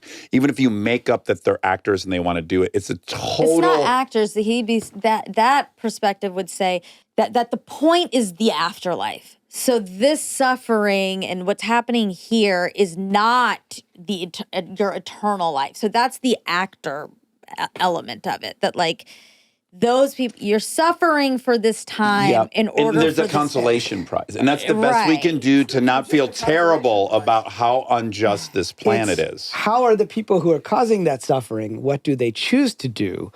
And perhaps they are playing a role. Now, this is just a suggestion, right? Right. Yeah, that the reason they're in this world is to allow those people to make the choice so they can learn, whether it's in the afterlife or in their next life or once they're outside of the game, oh, I shouldn't have done that. I made bad choices along the way. This is victim blaming is what it is. Well, that's one way of looking at it, but then we're right back to, We're is there a looking God at or both. not? We have to look at both sides of it. Oh, I know, but the other side is really, it's been explored for Yeah. 5,000 years of Judeo-Christian religion and all these other religions, and they're all attempts to buffer how unjust and how unfair it is. But then the message is usually don't treat people that way, right? But the message is never received by humans. And that's the social, right? That, I think, to me, is the social primates problem, is that they need these religions to teach them this basic truth, that you shouldn't treat people badly, but they can't quite do that because of the nature of this world and because of the craving, and everybody's trying to get ahead, which means somebody else has to be left behind. So, you know, in my opinion, that is because of the social nature of the world. But the spiritual provides a different perspective, but that's a different perspective. We have to acknowledge the people who are drawn to the sim theory. It's super relevant. It's not people who are suffering. It's people who it's worked out for pretty well. That's not entirely true because that's like saying the only people that believe in religion are people that are not suffering. And that's not exactly true. I wouldn't say that about religion. I would say that's unique about simulation But simulation theory is perhaps another version or another way to so what I'm saying, particularly in the RPG version, which is the version you don't like, but that version is actually closer to what the religions are saying. And so yes, I agree. when you suffer, if you view it as a new kind of challenge, or the difficulty level of the game is up to 9 or 10, and we've all had suffering of various kinds. I think that provides a different perspective because people say, well, what does it matter to me in my life? Right? That's a question that I get a lot is why should I care? And I said, well, if you view it as if you have a certain storyline and a certain set of challenges, then when something bad happens to you, perhaps, you know, there's a storyline that you're part of that this suffering can be thought of as a challenge. When the rubber meets the road, if you're talking to a young woman who was raped by her father for 18 years, and you look at her and she says, I'm in a simulation, and you say either, yes, you're in a simulation and you're real, or you're a computer-generated person so that my life has perspective. If your worldview is those are the two answers for why she's had the worst experience on planet Earth, I think that's insanely patronizing to her experience. I think there's a big that chunk has to be accounted for. But what's the difference between that and religion saying like That's why I hate religion. Or in general, the reality is some people suffer more in life than others. Yes. And you can say that's because of God. You can say that's because of a game where some people are titrated to have more or less. It's all the same thing. It's not, though. Because there are real explanations for why that woman is in that situation, and it's not God and it's not the simulation. It's the socioeconomics. It's the history of the parent who abused her. You're saying people will stop trying to fix the problems if there's just like this is the way. This is a simulation. I see that fear, yeah. Yeah, but to simply say that they're not going to try to fix the problems the next time around, right? That woman or that young man is not going to try to fix that with their kids because they're in a simulation is not necessarily the case. If you're that woman, how about that? That's all I'm asking. If you're that woman, you're hearing the three of us talk, and you're that woman, you're like, you guys think this is a simulation? Yeah. Do you not see inherently the deep offense to that? Well, but do you also see how it could offer her a glimmer of hope? See, you're seeing only one side of the story. I'm seeing her side, the one we're encouraged but don't you to see. She could say, okay, this is the suffering that I'm going through right now. This is not all that is, that perhaps there's a part of me that's bigger than this. That is the historic salve that has tried to make those people not revolt and overthrow the government that was oppressing them. So in your opinion, then religion is just a social construct and there is no mystical reality. And that's okay. Yeah. That is my point of view. Perspective. Yeah. That's why when I love Sim, what ultimately I'll find my way up to my objection is the same one I had about religion. Yes. I think that's coming through clear. Yeah. But is that you have an objection to religion, and that's okay. Because, I spend half my time with people who have serious objections to religion. Yeah. And half my time with people who say there's something there. I want you to count me in the middle. Yeah, and that's kind of where I've ended up, and I tend to have sympathies with both sides. And as we try to understand the physical world, even if you believe, okay, there's nothing outside, it's just so strange that we can't find a good explanation for why these things happen. Yeah. And so it's very possible that what we're finding is that the world isn't as real as we thought it was, and it isn't as physical. And most scientists won't argue with this. Yeah, I agree. Yeah. They will say that the information. I was talking to a Nobel Prize-winning physicist in the UK at the University of Cambridge last year, and he says, well, that part, nobody's going to disagree with you anymore. They used to. Yes, self-organizing complex systems are, to me, the one bit of magic I still believe in. Yeah, and built on an information substrate. You know? And sometimes things happen to many people that can't be explained, with a purely materialistic explanation. Well, would you say maybe yet? Maybe yet, yes. Or because they haven't thought through a model. There's so much we don't know. We would There's both so acknowledge. much we don't know. Yeah. I'll give you a computer example. Okay. That, would seem like magic and would be written off if we didn't know anything about how computers work, but we do. Yeah. So I was shopping for a backpack on a website, and I went to a specific website, a specific backpack. Somebody said, these are good. And then later, I'm on my phone, and I'm in like Facebook or I don't know, some social media app, and I see an ad for that backpack. And I say, whoa, what a weird coincidence. Jung defined the term synchronicity. And the synchronicity is when an inner thought accounts with an outer thought. I would say, oh my God, it's a glitch in the matrix. But because I don't know that there's an information substrate, there's a thing called advertiser intent. I registered my intent, but it's in a database that I can't see. It's in the cloud somewhere. Yeah. And perhaps some of the weird glitches that people see, including things like synchronicities. The Mandela Effect, that's a really fun one. Yeah, the Mandela Effect is one that I've talked about in one of my love books. it. The Simulated Multiverse. That's like, to me, defies explanation. How on earth could this many people be this wrong about the same fantasy? Yeah, exactly. And so if you take an information-based view and say there's a substrate here that will record this information, even though we can't see it, then maybe there will be an explanation that science will eventually be able. And that's what I think simulation theory is a way to put, like one physicist told me, it's a framework or a scaffolding around which they could start to explore some of these mysteries Yeah. in ways that can't be. And the Mandela Effect is a really weird one. Stovetop stuffing. Yeah. I'm certain that's a product. Like, for example, just yesterday when we were recording this was the anniversary of Tiananmen Square. There's a bunch of Mandela Effect about that. Yeah. Like, the tanks. There was that guy who was in front of the Sat tanks. in front of the tank. And they call him Tank Boy. Do you remember if he was killed or not? I By would the say he tank. was not. That's what I would say. Yeah. But if you get a group of people together, and you said there will always be one or two who remember that he got run over by the tank, and it was the bloodiest thing they ever saw on TV. Which you would think would be so memorable. Exactly. It's so memorable. And it's so strange. Yes. And so, the term Mandela Effect was coined by a blogger named Fiona Broom, and she was at a Star Trek or a Comic-Con, like the one they have in San Diego. I think this was in Atlanta. And there was a Star Trek panel with the actors from like the 60s series. Yeah. And there were the Trekkies in the audience. And they were like, oh, do you remember that episode when you did this? And, Spock said this and Kirk said that. And the guys on stage were like, there's no such episode. And the audience is like, yes, there absolutely was. Whoa. Right? And if you know Trekkers, like, these guys know their They know episodes. their shit. They know their shit. Yeah. And so that's what caused her to start investigating. Are there phenomena like this? I mean, there are pictures of people next to the Thinker. Do you remember the statue of the Thinker? The David? No, the Thinker. The one. Oh, where- yeah. Do you remember where his hand is exactly? On his chin? Yeah, I would say Like chin. this, right? Yeah. That's what, and in fact, that's what it is today. But there are pictures of people standing next to the statue, saying, Next to it. there's my literally a picture from the gosh. London unveiling of one of the first casts of The Thinker. The title of the picture is G.W. Shaw, or G.B. Shaw, George Bernard Shaw, in the pose of The Thinker. And he's like this. He's doing on it. his forehead. God. And it's just bizarre. And so, how does this happen? And now we get back to Philip K. Dick. Remember, I told a quote the about sci-fi Philip K. writer. Dick, the sci-fi writer, said that he came to believe that there was more than one timeline.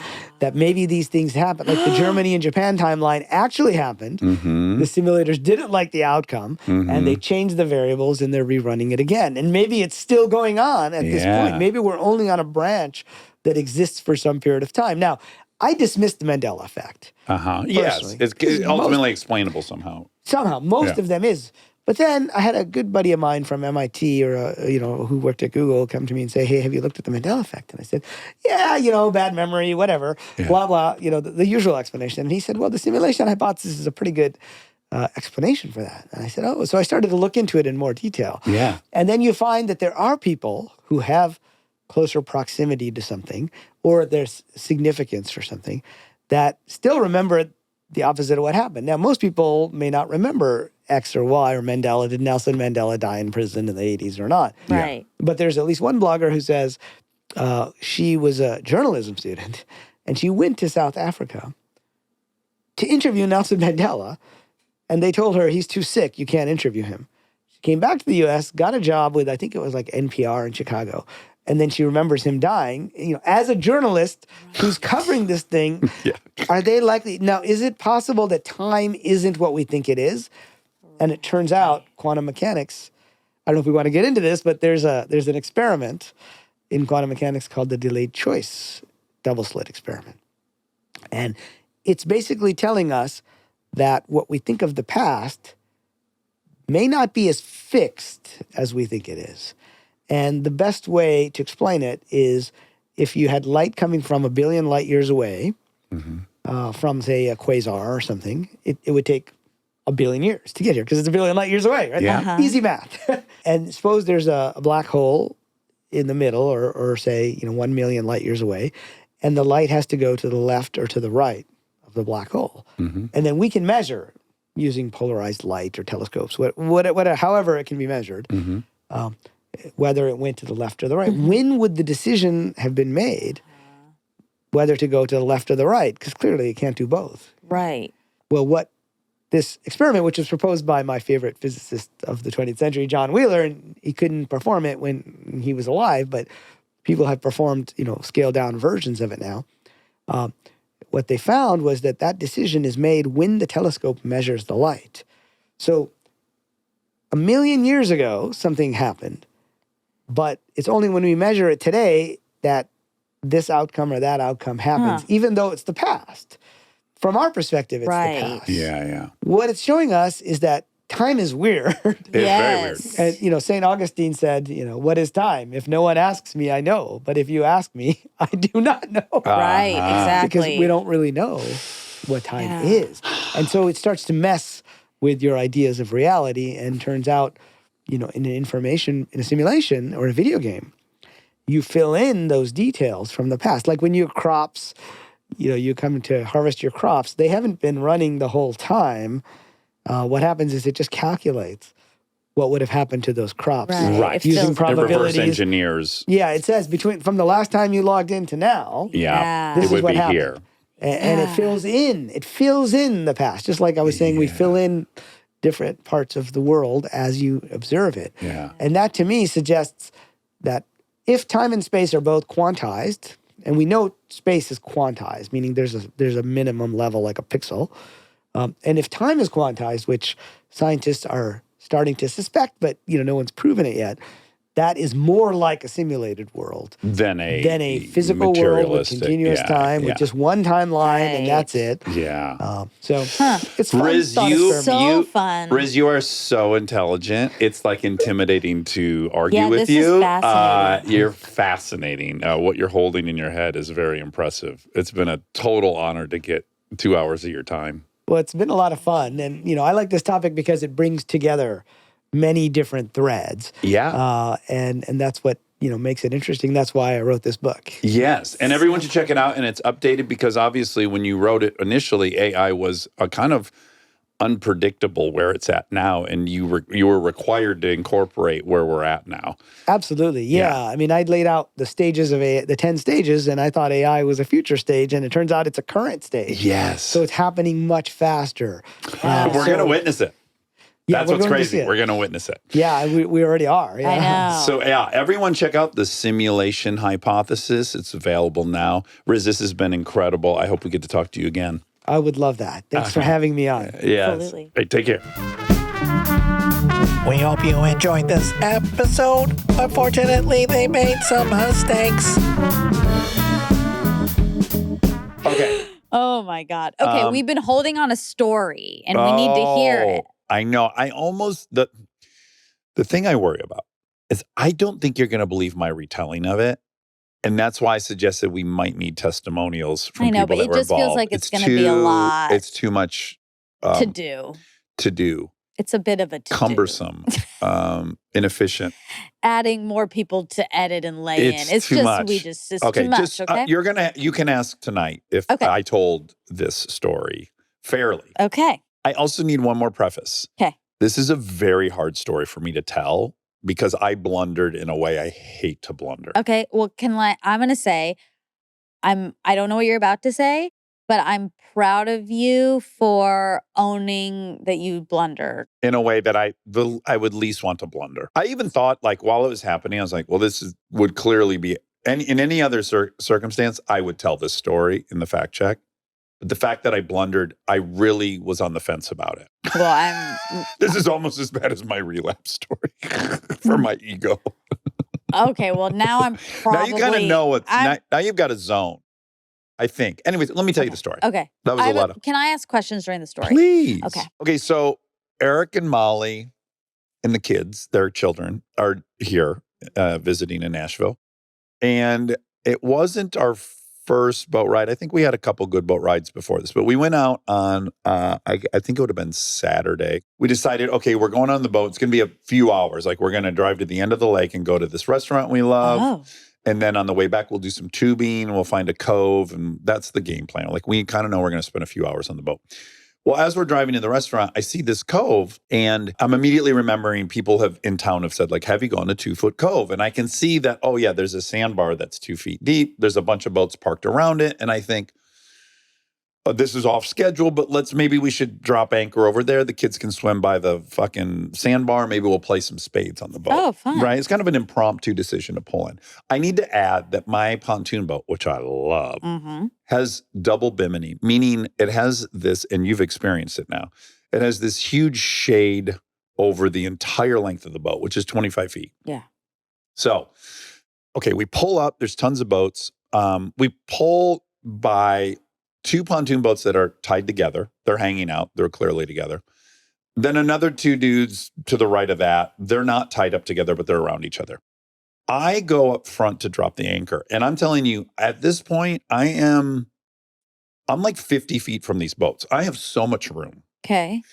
And I'm in the middle of like getting the anchor out and unraveling it and throwing it in and like tying it up to the thing. And in that amount of time, the wind, which was pretty severe, has taken the boat quickly towards the 2 pontoon boats that are roped off next to each other. Okay.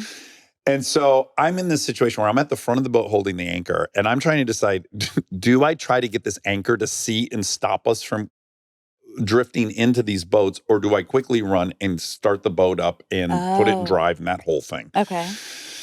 I got to add one thing. My biggest fear in life is ending up on the website, the Instagram account, Qualified Captain, which is my favorite site. It's all guys shitting the bed in their boats. Either they drive their boat into the boat ramp and they bury their truck in the water, or, a bunch of hijinks and fails. It's called qualified or unqualified? I always say qualified captain, but it would make more sense as unqualified Unless captain. it's like funny. I think that's what it's one of my favorite accounts. If not my favorite account. Let me see. Captain. I'll tell you the real name of it. The Qualified Captain. If you peruse through here, it's just guys losing control of their vessel, and it's so embarrassing. Yeah. And ever since we got the boat, I said, my only goal this summer is to not end up on the Qualified Captain website. I don't want anyone filming me fucking up. Okay.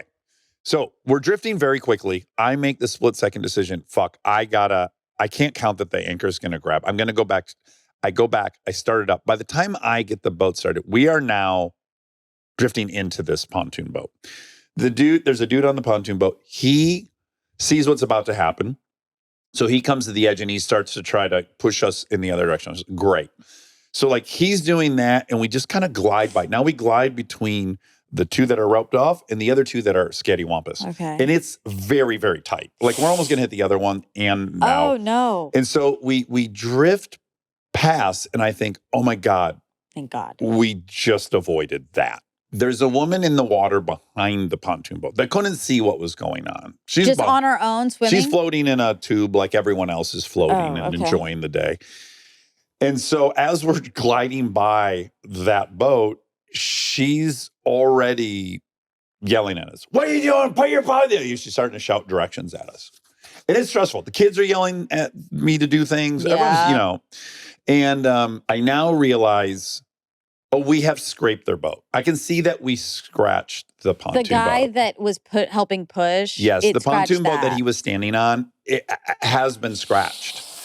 And I'm like, oh, fuck. And there's all these, now everyone's watching, right? Everyone that's parked out there, something's happening. She's yelling. And I'm like, so we get free of it. But now I need to go back around and come up to them in control. But again, the wind's blowing like crazy. I have this huge sail and the fucking pontoon's just a big kite because it's a big square. I immediately I go, oh my God, I'm so sorry. I'm going to pay for this. I'll make this right. I'm so sorry. My bad. Full ownership. I'm so sorry. I have Kristen write my name and number on a piece of paper. Now the woman in back, she already thought all hell broke loose before she knew there was a scratch. Now she's on the boat. Now she's screaming. Is she part of that boat? I don't know this yet. Okay.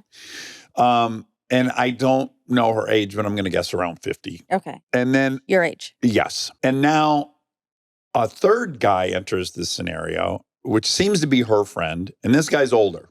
Okay. He seems to be in his 60s. And he's now yelling at the top of his lungs, what is your vessel number? He's like, give me your... And so we drive back up. Kristen hands the guy the piece of paper. We don't hit them, thank God. Oh my God, what if it happened? And the woman is like, she's very upset.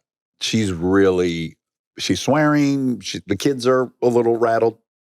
And he looks at this piece of paper. And I got to add one thing for color commentary. The entire time this is happening, the dudes that were in the unroped off boats, one of the guys saw that it was me. He's now going, Dax! He's screaming. So while all that chaos is happening, I have this guy over here going, Dax, we're neighbors.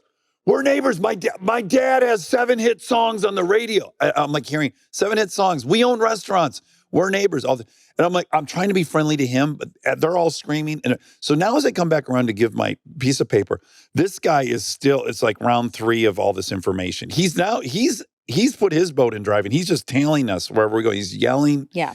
It couldn't be more chaotic. Give the guy the number. And we're like, okay, great. We got to get out of here. Mm-hmm. I just want to get out of here. So we start pulling away and she's like, what are you doing? Get back over here. You get back over. You're hitting and running. And I go, no, I'm not. You have my number. I'm so sorry. I'm going to definitely make this right. I could not be more openly saying, I'm sorry. I'm responsible and I'm going to pay for it. Yeah. No, you get over here. And I'm like, I'm not going to rope my boat up next to this woman.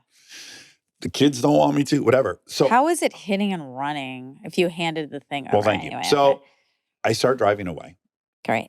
Phone rings. Great. I gave him my number. I don't mind talking to him. He was calm. So I got on the phone with him. He's like, hey, okay. So I go, so here's my number. You know that it's real. I'm so sorry. Please, I can't wait to pay for it. I'm really, really sorry. He's like, okay, yeah. He's cool. And he goes, oh, hold on. So-and-so wants to talk to you. And I'm like, oh my God. And it's the woman. And so the woman's on the phone. She's like, you get back over here. I'm calling the TWA, the Tennessee Water Authority. Okay. Who's the cops on the lake? Yes. I'm calling them. And I go, okay, you can do that. Go ahead. Mm-hmm. But you have my number and I'm going to pay. And there's really no reason for you and I to sit next to each other. That's what's going to happen next. You better get back here right now. I'm calling the cops. You're getting arrested. I go, okay, I don't want to talk anymore. I'm going to pay for it. I hang up. Good. That sounds good. We cross the lake. It's about another 15-minute ride to the end of the lake to the restaurant we wanted to go to. Okay. Obviously, the kids are like, are you going to jail? Like everyone on the boat is now, what is going to happen? I'm like, I don't really know, but I'm not sitting in that group of 300 people. One guy's telling me his life story. Everyone's got a camera out. I just want to get the fuck out of there. Yeah. So we get to the restaurant. We sit down.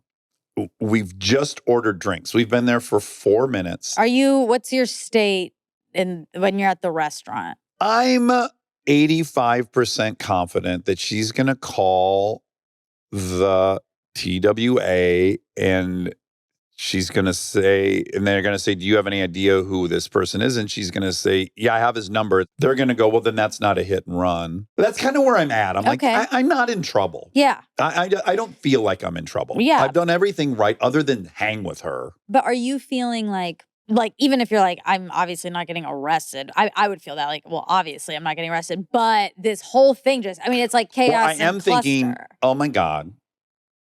Everyone on this lake's going to know this story in 5 minutes. Right. And again, my ego. Yes. The story's going to be like, I drove my boat into somebody and I don't know what I'm doing. Yeah. All exactly. This, that's where my head was at, probably like ego management. Yeah. Well, this whole lake's going to think I'm a fucking putz who can't drive a boat and blah, blah, blah. Yeah. But I'm not really thinking the cops are going to take this seriously. Yeah. So the manager comes up right after we order drinks. He goes, hey, there's a few officers here that want to talk to you. I asked them to stay outside so that they weren't in the restaurant, everyone watching. Would you come to the office and back? Right. And I'm like, yeah, absolutely. So I get up, and I walk through the kitchen of the restaurant, and then I go into the office of a restaurant. And there's two officers. They're young. They're nice, right? I basically tell my whole story to them. I got to back up. There was an exchange you need to know about. Okay. And I want to read it verbatim so I don't mess it up. Okay, so this is the text exchange. Please let me know how much the damage is and I will be, all caps, happy to make it all right. I will Venmo you the money or mail a check, whatever you prefer. Great. I'm texting with the dude at this point. He said, I trust you'll make it right. I think blank's name has the cops coming to us to file a report. Okay. And I go, okay, whatever she needs to do, as long as she's honest about the fact that I immediately gave you my number and did not run, nor was there a collision. We drifted into you while both people were anchored. Again, extremely sorry for the inconvenience, and I'm happy to fix it. And can you explain to Karen there is no boat registration number because it hasn't been mailed from the county yet, but the boat is fully registered with my county. Numbers haven't arrived yet. He said, hope y'all have a great rest of the weekend. Sorry we had to meet like this. Okay. Her name is not Karen. I let one thing out. I couldn't resist. The fact that she's calling the police on me is textbook Karen move. So I've been so nice, and I just let one. I was a little naughty, and I said Karen.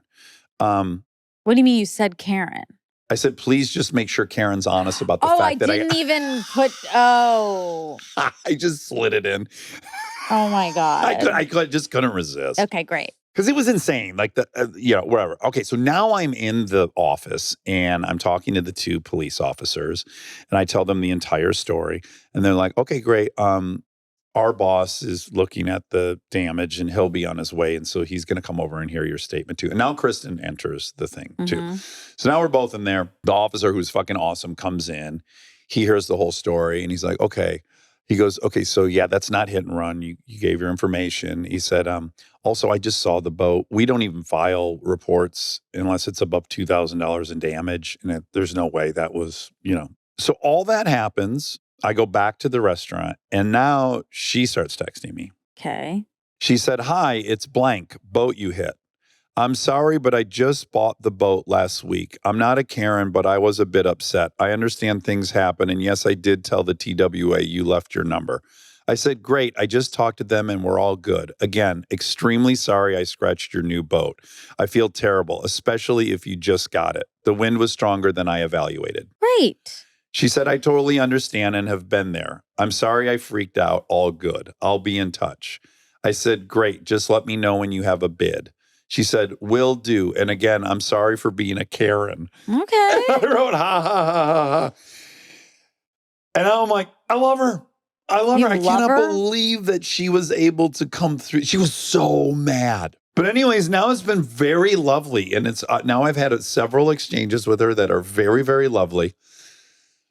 I think the win of the whole situation, which is completely never happens, is my kids were like, "Dad, I'm so proud of you. I thought you could have even been meaner to her." And I never get that feedback. Yeah, their expectations are set. Yes. So I magically stayed super nice. Okay. And apologetic the whole time. Good. Yeah. That's very good. Yeah. Do you believe that? I do believe it. Okay. I do wonder if it has to do with your culpability.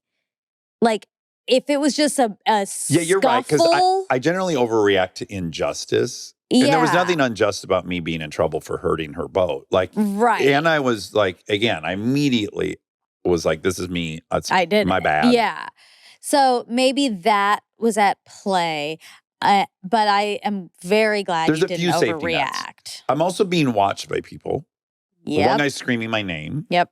So minimally, he knows who I am. Mm-hmm. So that's helpful, knowing that I'm not anonymous in this situation. Yeah. I can't just fly off the handle. Yep, that's good. Helpful.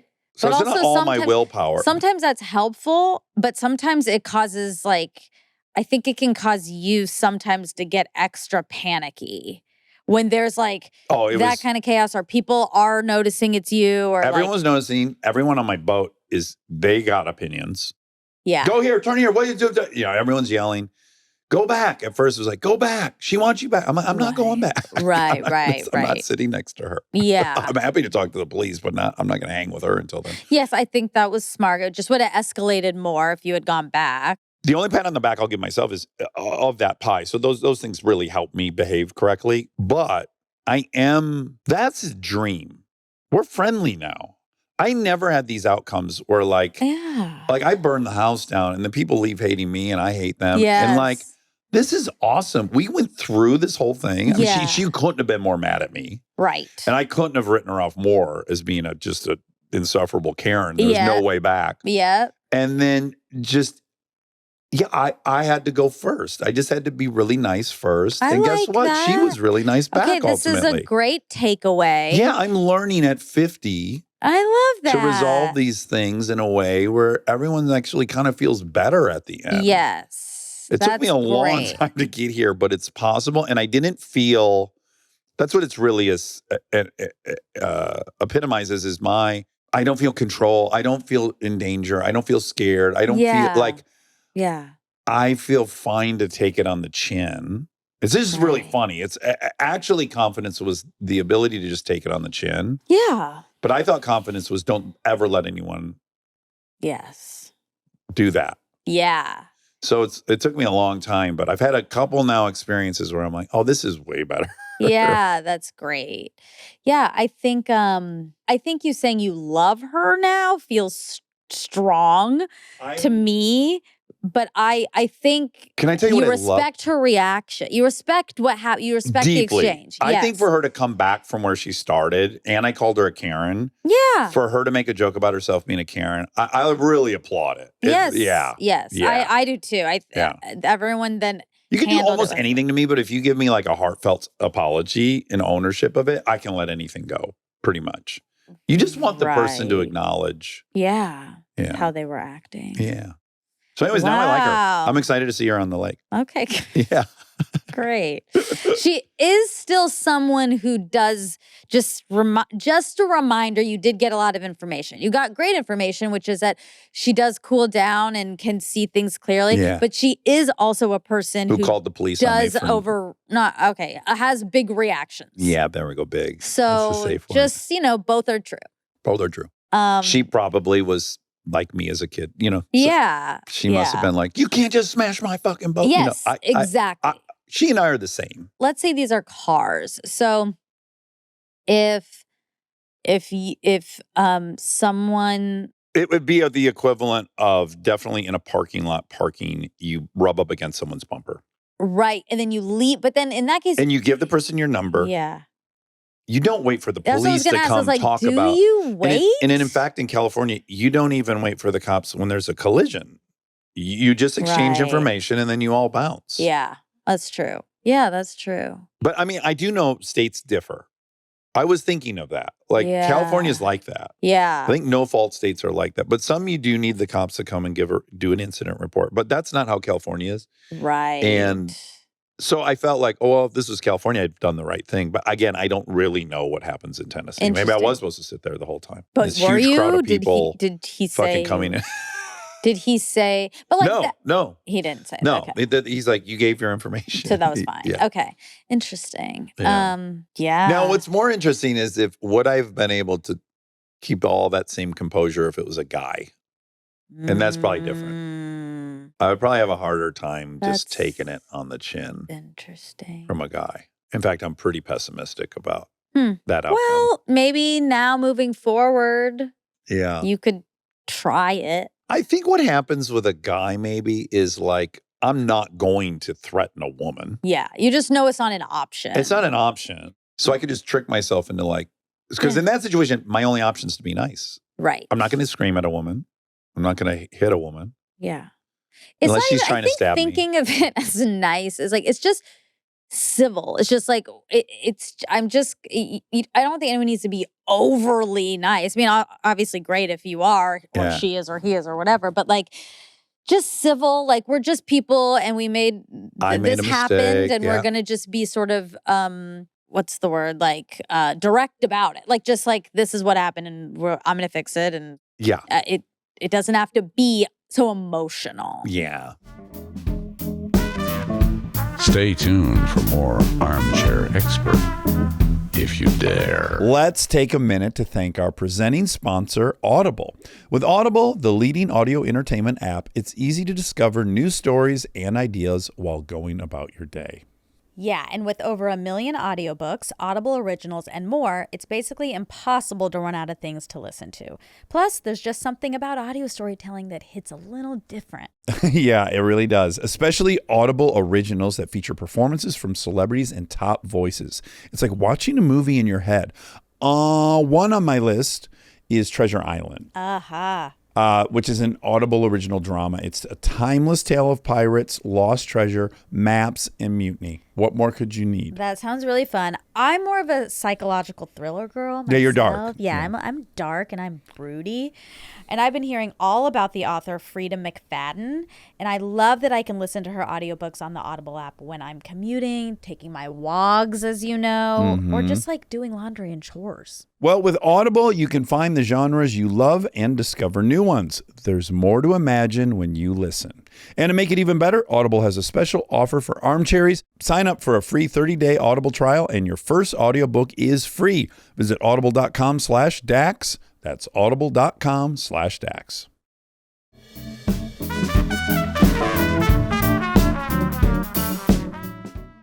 Wow. And I do believe you. Like what part did you think I wouldn't believe? That I handled it so peacefully.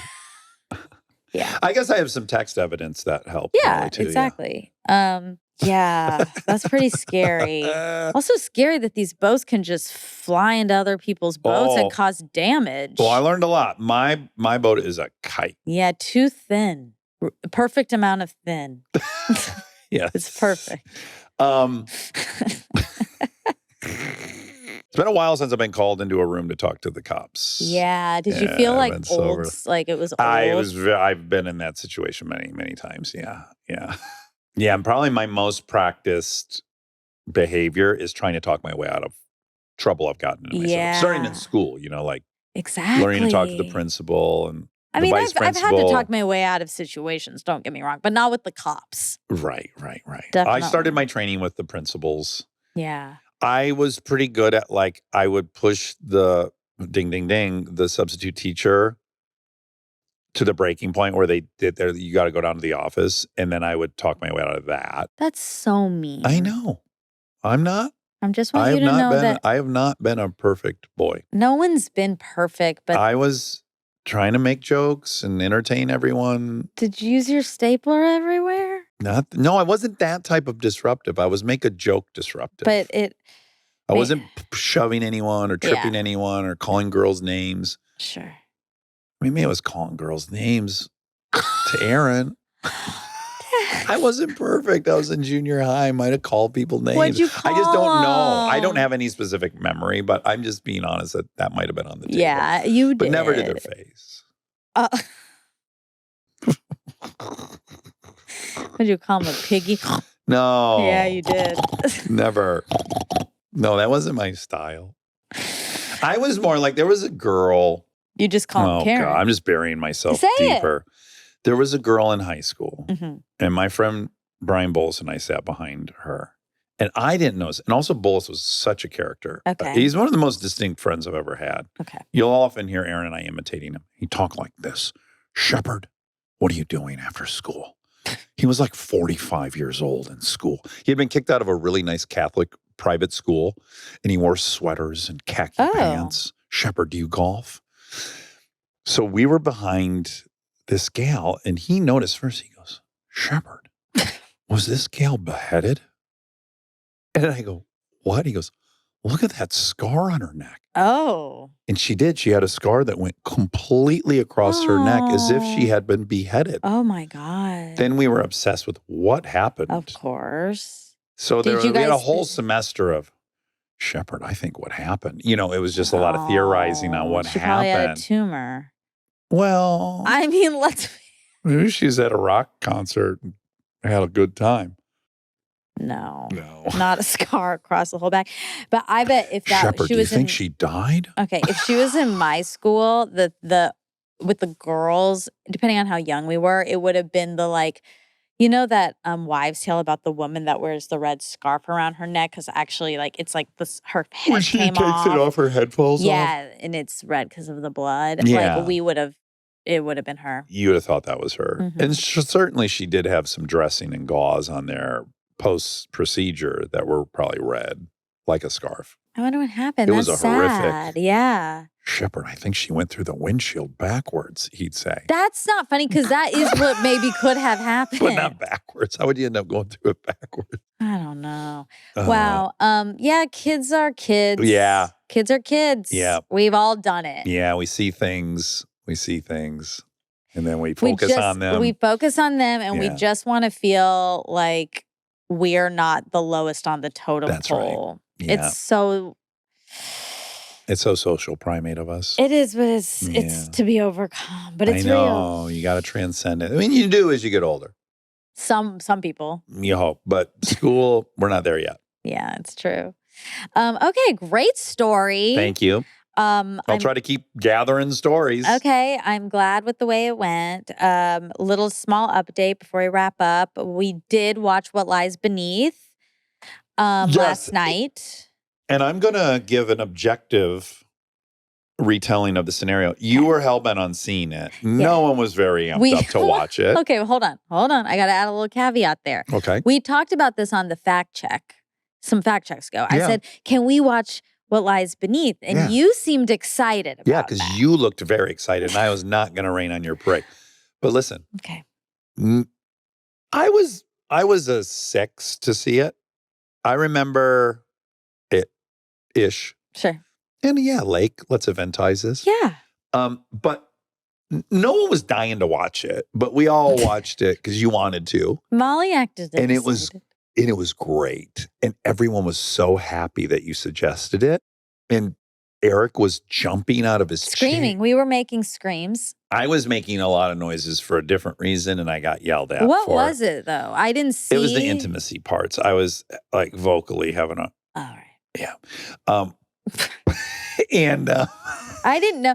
Look, I will tell you. So we're in a room that has tears, and you were making that sounds even worse than a movie theater. I don't know. Okay, I have know, a weird. you know I'm so sensitive. No, I am now sensitive. This is Okay. why I fucking hate hearing anything, Okay, right? okay. Because back to when I heard those girls talking about the Brad Pitt episode, Yeah. they mentioned something about how you guys both talked about your theaters. Mm. And it really, I hated that, Yeah, yeah, obviously. yeah, yeah. And then now it's like in my head, and now I have to say a room with tears. Now, do you think they're like it's just tone deaf to talk about your theaters in public? That's a good argument. Is it that, or is it like they're mad I bought a theater with my money? Like, what do people want you It's to not- spend this money you It's make the first on? one. It's the first one.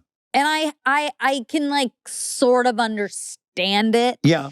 And I guess that's why now I'm like, But it's really funny though. If people just go a step further, what you're saying is you want me to lie to you to remain relatable. You would pick I know. dishonesty over Exactly. triggering. I get it. I Well, get it. or I maybe- just laid out a scenario the other day. We were having a hypothetical conversation. I said, yeah, if you're with me and you can't make your mortgage payment and you see me buy something or rent something, Yeah. that's hard. yeah, It is hard. I understand all of it. It's like, yeah, what are you going to do? That's But I'm your, going to keep doing it because I'm just not going to be dishonest. Yeah. I didn't watch this movie in my bed on TV. We watched it in a room with a tears. 10-seat movie theater. It's like, but I also, it's like, there's just like they're big couches. it's nice. It's comfortable. It's not like a movie theater that you'd go to at the movie theater. That's all I wanted to specify. Like tears sounded like maybe there's like 100 seats in there.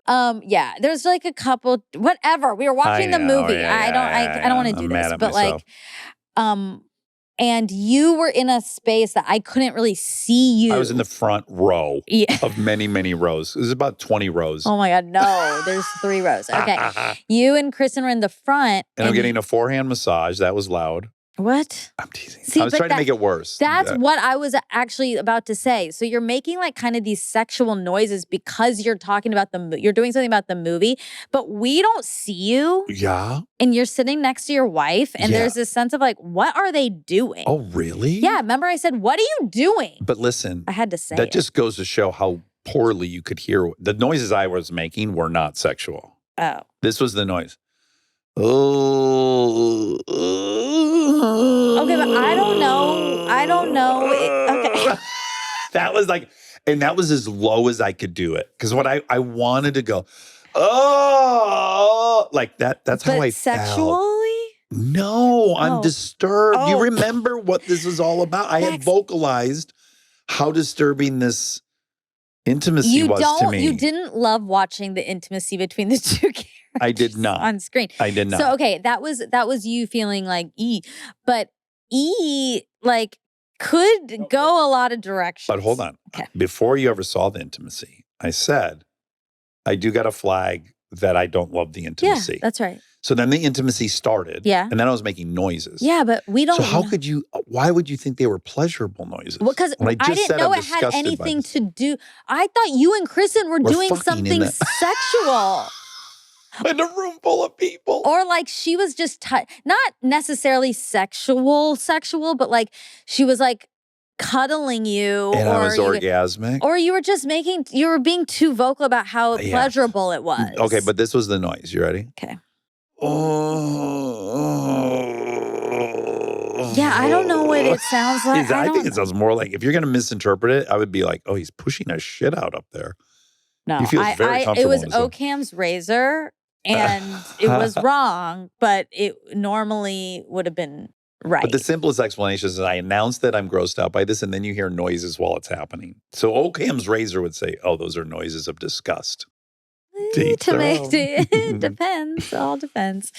Anywho, so great film, though. Great film. Didn't know it was Robert Zemeckis. Yes, Robert Zemeckis, and it was great. It was spooky. It was great for the lake. And okay, but I never want people, a group of people especially, one person maybe, to do something just because one other person wants to do it. I'm against that. Oh, I'm not. I am. If it's not inconvenient, like, it is inconvenient. If it's a movie, this movie was 3 hours long. If people don't want to do it. The five of us are going to have a fun time watching any movie. I know that. So it's not going to be a loss. It's just if you present with me the 100,000 movies over the last 45 years, there's so many I'm going to pick before that. Right. And I think everyone there would have picked a different movie. But you were first in and you were very vocal about wanting to do it. And it all made sense. So we did it. I know. But okay. That's not a big concession. That's true. It's like if you want to eat at a restaurant really bad, I might not be in the mood for that. I'll go. Yeah, you're right. That's fine. It's just if no one was in the mood to watch a movie and then one person wanted to watch a movie, that is like, okay, like I guess the next 3 hours is going to be doing something I don't want to do. I don't like that. And it is 3 hours because we got to stop and talk a lot, yeah, which is why it's fun no matter what we watch. Yeah, it was fun. I think watching a movie altogether is fun. Really fun. But yeah. I don't have a bad memory of watching a movie together with people. Yeah, neither. But there was this scenario that happened recently. I'm not going to go into too many details. I don't want to upset anyone. But no one here, present company excluded from this incident. Rob, can you leave? No, Rob's present company. He's excluded. I know, I'm teasing. So in a group of people, one person wanted to do something with the group. Oh, this is a theoretical? No, this happened. Real. Okay. It's hard to not give details. So one person wanted us to do adult talent show. And I was like, not happening. No. Yeah. Yep. Immediately when I heard. Yeah, I would never even pitch this to you. It's insane you went into performing. I'm a good performer. You want to do character voices. You have no talent show. How dare you? Don't be so offended. I'm just thinking it through. Okay, I'm thinking about, I don't think those are the same things. Right. Personally. I don't think going and doing a talent is the same thing as performing as you or singing or doing character voices or. Yeah, I don't sing in my acting. I'm not taking on a role that's singing. Probably not. If I had to, but probably if you got not. offered a role you wanted that you had to sing. I mean, if it was like a two-liner. Mindy Kaling. I sang for Stephen Conrad, and I'm terrified I've had to sing in auditions. I've had to do that. Yeah, so you did. Yeah, I've done it, but I don't like doing it. Right. Anyway. You don't like performing, that's all I'm saying. Oh my God. Anyway. That's not true. You love performing at live shows. You do a stellar job performer, and you love it. Yeah. And I have performed many times in my life. Yes, you have. Many plays. Many a couple thousand commercials, a few movies, a couple high quality television shows. If you don't think cable television shows. If you don't think being a flyer requires performing, you don't understand cheerleading. That is a performance. It is a performance, and I bet you love performing. And you could do it if you didn't like performing. I could see loving the physical aspect of it and the challenge of landing your stuff. It could be very internally motivated. Yeah, but you have to be good at performing. Yeah. In order to be good at that. That's the front face. I'm just saying, I can imagine someone, the audience is irrelevant to them. That's not why they're doing it. Yeah, that isn't why I did that. Yeah. It's actually not why I do any of my performance. Many of my performances. It's not. Yeah. It's for me, the way I feel when I'm performing or I'm in a character or I'm doing that. So it's not about the audience. So maybe that is the difference. Yeah. You're more pure than me. I'm very pure. Yeah. I'm 100%. I'm a little monkey on a sidewalk, and I have cymbals. And if you give me a couple peanuts, I'll clang those cymbals until your ears bleed. Yeah, I don't like attention. Yeah. So that is maybe And I love it. counterintuitive. Unless I'm crashing a boat, That's true. then I don't want attention. Okay, so a talent show was presented, Mhm. and I was immediately like, no. But it was fun. Like, I do understand the idea. Spirit's great. The idea is also like interesting talents, like not your average talent, like do something silly. This person saw it on TikTok or something, or saw okay. someone They were do inspired. this crazy talent. They were watched inspired. Americans Got Talent the night before. Sure. Something happened. And brought to the group. Right now, I will say, I said, the same similar noise to what you were making yesterday. Yeah, didn't someone think they were I was moose hoofing you? Yeah. I said, so not for me, but totally happy to watch this. Totally happy to be the audience for this. As everyone knows who listens, most likely, I cannot be peer pressured, right? So like, that was that for me. Yeah, end of the line. Now, what also was clear, also nobody else wanted to do the talent show. It was not just me. Right. I wasn't Sacrificial lamb. I was not like, if everyone else I don't do that, right? I know what I want to do and I don't want to do, I say it. But then it kind of led other people to have to be like, oh, I don't really have a talent, like, doing the nice way of trying to get out of it. Yeah. And it was not happening, but this person wanted it really, really, really, really bad, and was brought it up multiple times. Sure, took another run at it, we would say. Yeah, and then texted the group, and I was like, well, my talent is that I can't be peer pressured, so I will not be participating. And I kept reiterating this: I am happy to watch anyone do their talent. You'll be a great audience member. I'll be a great audience member, but I'm not going to participate. Yeah, we got it. And then it got really tricky because it was happening more than once, and so I had to really sit with like, why do I feel really like stick in the mud about this? Like I feel like I will not. Like you're being insolent. Yeah, and I did have to be like, why? I could just do some dumb thing. Get up there and blow a fart. I would walk off. never. That is not a That's talent not of one mine. of your talents. Yeah. No. So I was like, what is it? And I ultimately I was like, I think that I feel some level of injustice that a whole bunch of people would be doing something that only one person actually wants to do, and everyone else is like having to do to appease one. And that, that's I think what is now triggered with this the movie. That's what I'm saying. But again, hold on. Yeah. Hold on. Okay. Those asks are so different. Come sit through a movie with us versus go figure out a talent and then perform for us in front of everyone in 25 minutes. Those are much different requests. Yeah. They're dramatically different. I know. It's just coming up now where I started to feel guilty because I was like, well, all these people did something for me that only I wanted to do. Maybe I should have done that. Yes, but again, there's a difference between do you want to play war with me game of cards? And I do. I think it'd be so fun to paint my barn. Yeah. Yeah. That It's is how much it different. feels. It's like, I would want to do one thing. I really don't want to do this other thing. But I'm just giving everyone permission to say, we're not doing it. Right. And I'm like, that's fine. I'm devil's advocating something. Oh, wow. Fuck. This is bad for me. Uh-oh. Real-time realization. Yeah. Breakthrough. Okay. Secret Turkey. Original Secret Turkey. Yeah. Lily, who's here right now as a young She witnessed lad, the kerfuffle. She brought up Secret Turkey. She wanted us all to participate. And it was like, fuck this. This is Thanksgiving. We all got to now do something. Yeah. Yeah. And guess what? It's the greatest. It's the best thing we've ever done. That's right. And it's a tradition that we won't miss. And we've already beat this into the ground, but that disposition of I won't be peer pressured. Yeah. You do miss out on some Yeah, stuff. you do. You do. Yeah. You do. Sometimes your boobs are out on a Guadalupe river and you were right. Sometimes you actually miss out on something. Tits up, literally. In front of Danny Ricardo. Stranded in front of an F1 driver. And his 12 gorgeous choking friends. some water up.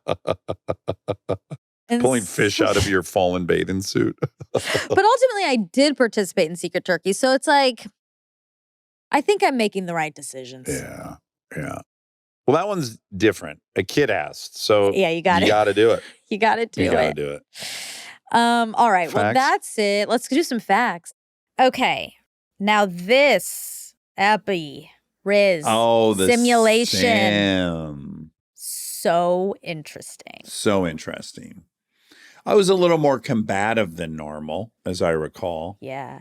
You were. Yeah. Yeah, I felt real defensive of the people that didn't get good luck in life. He was so nice. He though. was. I felt bad that I had to push back, but I had to say it's not fair. That can't be right for the disadvantaged I just people. wish you were nicer to him, but that's fine. Because he felt like your dad a little bit. Yeah, he did. Yeah. But I got to show respect to your dad and to him in the same way. I understand. Bring him my best. I get it.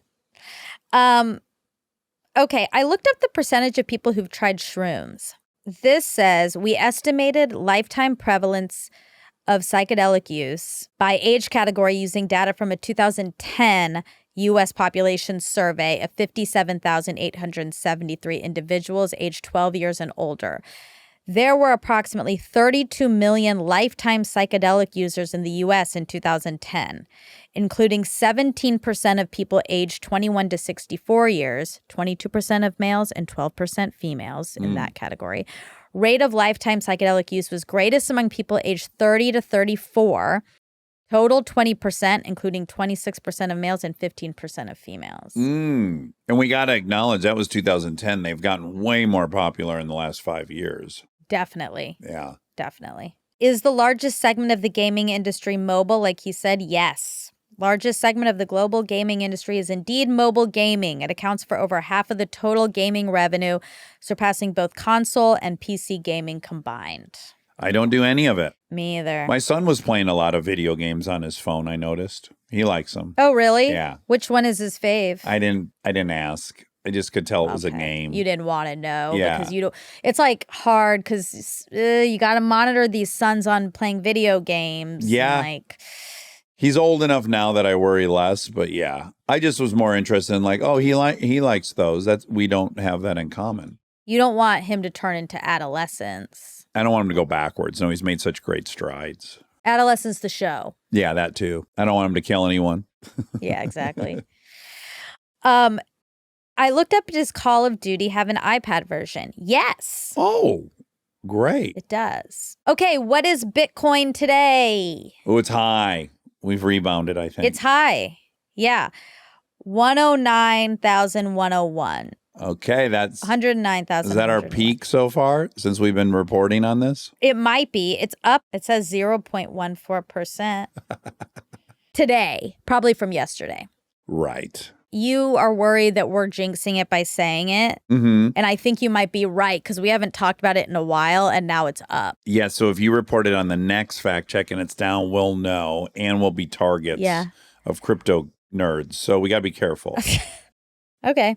But I'm still going to do it because I'm not scared. I saw Peter Thiel is announcing a new cryptocurrency. Oh, really? Yeah. Oh, boy. Okay. Bitcoin Pizza Remembrance Day is May 22nd. It marks the anniversary of a day a Florida man paid 10,000 Bitcoin for 2 pizzas in the first Bitcoin transaction. 10,000? Yeah. Oh my God, I'll do it. I won't ask you. Yeah, do it. I'm going to do it. Oh, wow. It gives me a number. It doesn't even, 1.09E9. Does that mean Oh 9 my God. zeros? I'm going to divide that by 10. Yeah. Okay. So it's $1.09 billion. Oh my God. Oh, for a pizza. Oh, that's heartbreaking. $109 billion. That's insane. Oh, I'm intrigued too by this guy he's remained anonymous, but the guy who created Bitcoin, who has a ton of it, but it's unknown. but someone thinks he's in the $150 billion range. Are you allowed to be unknown when you're like Yeah. amassing that kind of money? That feels wild. You sure can. You can keep it nice and discreet. That's if I ever get $109 billion, you might not ever see me again. I'll keep it really discreet. Hey. Sorry. Well, you will, but not the real. Well, come on now. I'm talking about the real world. Well, you said you. But the informal you or whatever you say. Oh my God. The royal you. The royal you. This is the trajectory. The more money you get, you Dax, the less you see Monica. No, that is not true. I've seen more of you with the more money. It's in fact the exact opposite. The more I see you, the more money I make. Okay. This was wild. He brought up fruit flies as an example of something. And while I was listening and editing, I was currently being swarmed by fruit flies. Ooh. I think that's why they study them. They breed so fast. I'm in the middle. Oh my God. It's because I'm eating more fruit because fruit in the summer is so yummy. And obviously I've been making all these peach galettes. But man, do I have a fruit fly issue. And that was sim. And then it was sim that it was sim. Yeah. Double sim. Sim squared.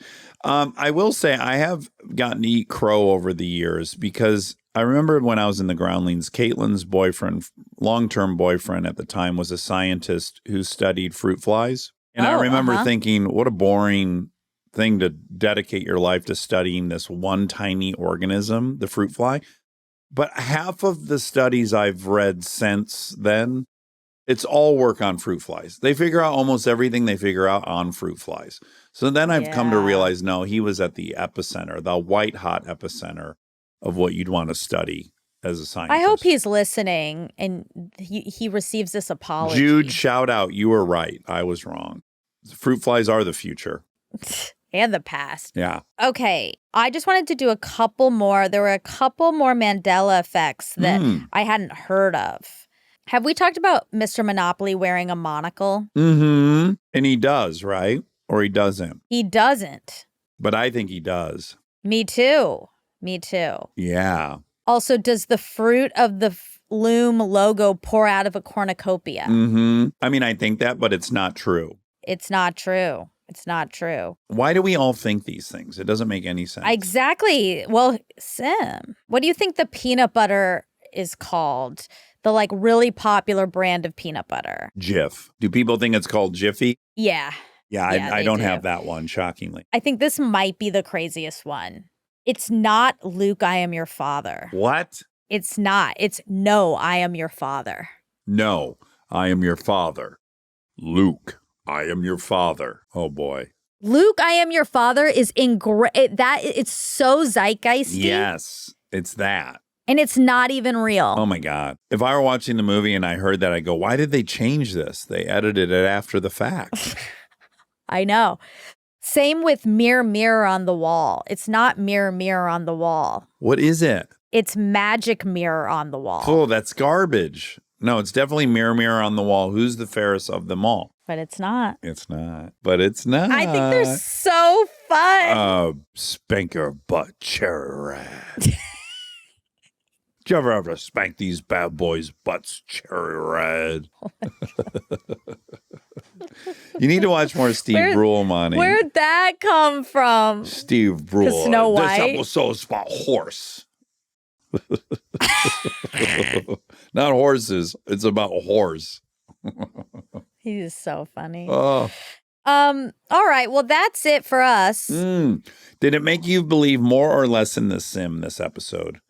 Because I have to say, I hate to say this, because I was forced to take that position, I kind of convinced myself a little more of it. I believe less in it than I did. I just can't get over that point that there's a vast disparity in how this stuff spread out. I understand that, but like what the point he was making, which I did very much understand, is like, but that is the reality of life. The reality of life is some people, whether it's a sim, whether it's God, whether it's just the way the cookie crumbles, there is a disparity. Well, that would, to me, would point to that there is only reality. Because if there's a God and God created disparity, what kind of God is this? And if there's a sim that created this great disparity, what kind of sim is that?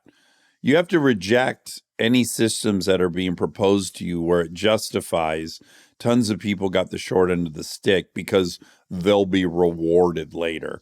That's like such a cop-out for a system to me. I mean, I agree with that. Like, I understand that it can get slippery into like, well, this is just the way it is. Or you go, well, you're fake. And that just to me seems like that's bad. The ultimate insult on top of everything else is like, I have to say you're fake to accept my good fortune. Yes. But that's looking at it in a very, I think, black and white lens. Whereas I think he's kind of saying it's an explanation amongst all these other explanations that exist. For reality. For reality, yeah. And the space-time stuff is very interesting. Yes, but isn't it interesting we just kind of inherently don't trust reality? Like that our hunch from the beginning has been like, well, no, this must have been created by God. Or this must, or there must be punishment and rewards coming later. Or this has all been designed by a computer. It's just interesting that we have such a suspicion about our reality as a baseline. Yeah, because life is wild. It's weird. We don't really have control over it. So we're all looking for answers. I still love this topic. Me too. I love it. I want to be on record as saying I really love the topic, even though I was so harsh on it. Still so fun. Fun topic. All right. All right. I love you. That's it. Love you. Bye. Bye.